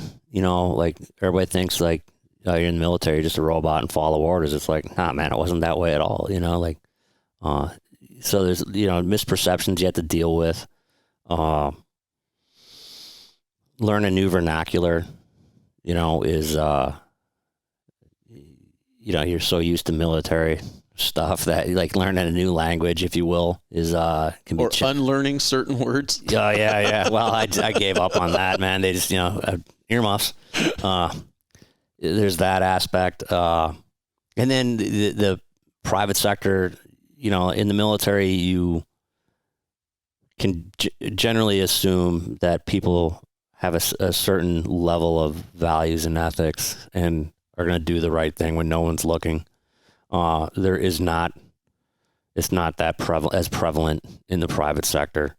There is not nearly as much integrity or selflessness. It's much more selfish, and that can be frustrating. And once you realize it and learn to navigate it, it becomes less frustrating.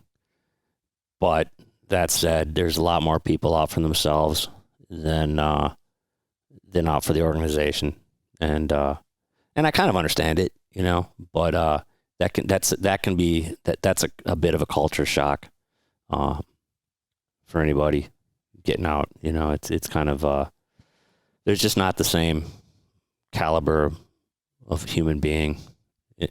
Now there's some fantastic ones, that, don't get me wrong. I'm not saying that that's a very general statement, but it's more prevalent in the private sector than in the military. In the military, everybody's doesn't matter, like I said, doesn't matter what you did. You have these shared collective miserable experiences. If you do more than 4 years, you're there for something bigger than yourself. There's just an underlying sense of service. You're still doing it. You don't get paid shit, and you're gone all the time, and you're doing shitty jobs, and you're still there plugging away. There's something special about that. And like I said, it doesn't matter what you did in the military. It's just there's a hardship that makes you a better human being, I think, for the most part. And people in the private sector, a lot of them don't have it. I always find like at some of the companies I've worked at, like the guys you have the most in common with are like dudes who fled like communist Russia or Poland. They've had these insane struggles and seen like the fucking worst of humanity, like most people in the military have. But they've also seen the best of humanity. And individuals like that, like, okay, this guy, like, they're awesome, And then you have the people that just, had it easy their whole life, and it's just self-centered. They're little snowflakes, and they could be a 50-year-old snowflake. They're just, there's a lot of, I guess, pussies out there. This may sound rhetorical, but obviously I'm assuming that now on the private sector or on the private side, when something pops off and to everybody running around you, the world is ending, the sky's falling, I'm assuming you're able to maintain a higher level of calmness and control. Yeah. Is that embraced, or is it almost kind of looked, do you ever get an aspect of they look at you negatively because of that? No, I think it's embraced and welcomed. Sometimes you have to explain it, like, whoa, I got it. Let's just take a step back and let's see things unfold, I guess that's where I was going. Like, if you have a sense of calmness, do they perceive it as you don't care or you're not invested in the problem? No. And I'll explain it though, to make sure it's crystal clear. Like, no, this is bad. Let's take a knee for a minute and let a couple things unfold, because we don't want to rush to failure and make the problem worse. Sometimes you need to make a decision right away and just fucking do it, and got it. But that's usually pretty clear when you need to do that.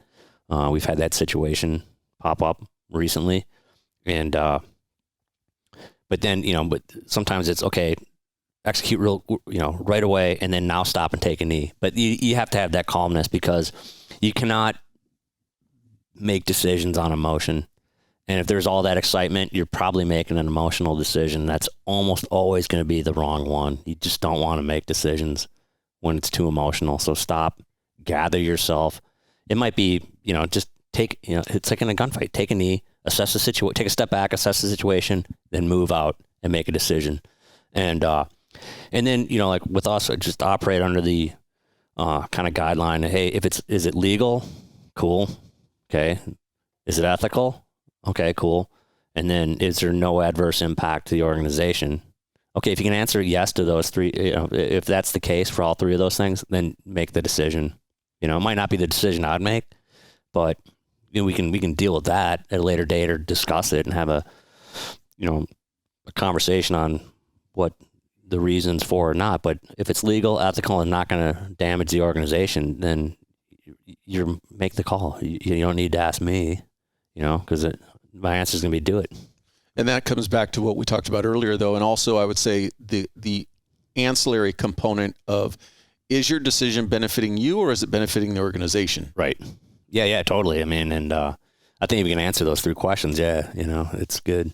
And be able to defend your thought process on it, But, I don't think, that there's certain times where there's a sense of urgency where something has to happen now, but it's not life or death. And a lot of times it can be life or death of the organization, but, organizations don't die instantly like a bullet will do or an IED will do. You have a moment to stop and assess and make a smart decision and take input. And, so it's always important when things get excited to have a cooler demeanor, and just take as much information as you have and make an informed decision on it, and be ready to make course corrections if need be. And, everybody's got their own way of dealing with it. We make, for me, I'll kind of laugh about it, a little bit of levity with it because, we're not going to die. You know what I mean? Like, it's cool. We're not talking about death here, people. We're just talking about a problem. Yeah. And everybody's, so I just work it, you know what I mean? Work the problem. And I've seen us do that, it's kind of cool. Like, okay, shit, we got to do something right now. Bam. Okay. Now let's stop and let's quickly and efficiently lay out what the situation is and what steps we need to take and who's doing what by when. Okay, boom, boom, boom. But the second you get excited, everybody feeds off you as a leader, right? You need to keep a calm tone. The second you get emotional, everybody else is going to get emotional. Yeah. And everybody's reading off you whether, you like it or not. You need to be very cognizant of your facial expressions, the tone of your voice, the words you use. I mean, it's almost theater, right? Or choreographed at times. And, you have to, everything comes out of your mouth in a leadership role. You need to say it in your head once, and, cause you can change the dynamic of a room just by your body language, and I've made that mistake multiple times, especially like on active duty, listening to a brief and just like, oh, fuck. And then all of a sudden that audience is lost, man, because they saw the mass chief rolling his eyes, and that all the work that person put in just pissed away, and that's unfair to that person, And like the one story I love is, the last 2 command tours, I worked with the same Navy captain, 06, awesome dude, Gary, really humble and a good leader, man. I loved working with him. And we were friends, and, he's just a humble dude. And he came into work one day on a weekend and the grass on the building, it's like an acre, looked like shit. The Navy hadn't come over to mow it in any time recently. And so he went home, got his lawnmower out and mowed the grass. And, some kid, was coming into work to get caught up on something and saw that. Man, that building, as old and shitty as that building was, it was immaculate. Why? Because the dude in charge, who's got the parking spot right there, and everybody stands up in the room when he walks into it, had his little Patriots hoodie on and was mowing the grass on a Saturday. Fuck, man. Like, lead by example, that kind of, can't go wrong with that. And that sets the tone, right? For the organization. And like I said, or if you roll your eyes in a brief, that sets the tone for the organization. So you got to be really, in that leadership role, really cognizant. And it's really important when there's shit going on, and it's there's a lot of excitement and things are kind of dangerous. That's when you need to be really calm, because that calm is contagious, and be, deliberate, quick, deliberate, but efficient in your decision making. But, don't, rush to failure, I guess, or get emotional. That's horrible. Well, I think one of the biggest things that you bring up, which a lot of us probably violate, is the whole, what we outwardly portray, regardless of what we're saying. Yeah. Just the facial expressions, Totally. You can piss off somebody or embrace somebody just by how you look at them. Absolutely. Yeah. I mean, just the whole body language piece and your facial expressions. Yeah, absolutely.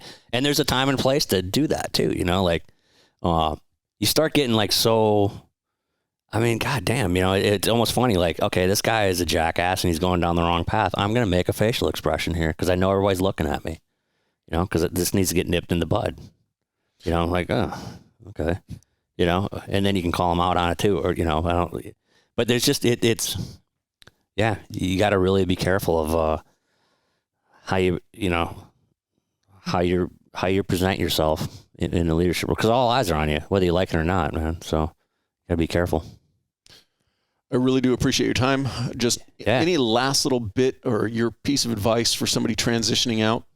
Yeah, if you're transitioning out, don't hamstring yourself. Everything's fair game, you know.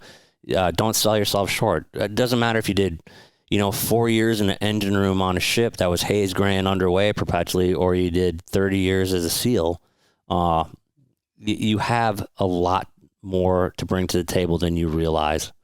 And, so don't limit yourself. Everything's fair game. And, find something that you can enjoy doing, but realize that you add value. You have a completely different perspective and diversity of thought to bring to an organization.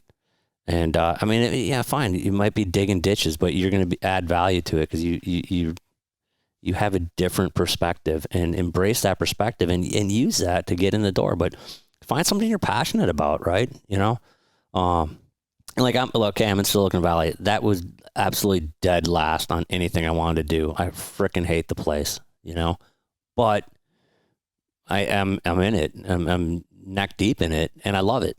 I found great people who are smart and share values with me, and there's no, this is crazy. There's no way I thought I'd ever be doing this.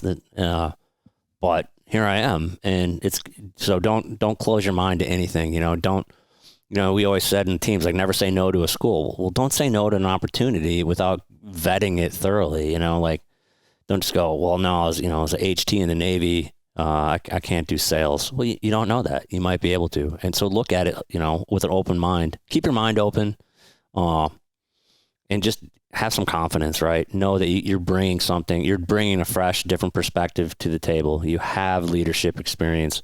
You have experience embracing the suck, because it doesn't matter what you do in the military. Any single job, aspects of it totally suck. Yet you still do your job as good as you can day after day. And man, there's not a lot of people in the world who can do that. And you've done it, So yeah, keep your mind open, and have some confidence that you are value added out there, and then maintain your, don't compromise your values, right? Just be a good person. Don't be a dick. You know what I mean? Treat others the way you want to be treated, and not like a religious thing. Just be a good freaking human being, and things will work out for you, with hard work. So, yeah. I appreciate your time, brother. Yeah, it was awesome, man. Yeah, cool. Right on. I appreciate you watching. But before you go, if you like the video, please hit that subscribe button. Also, any comments are appreciated. Thank you.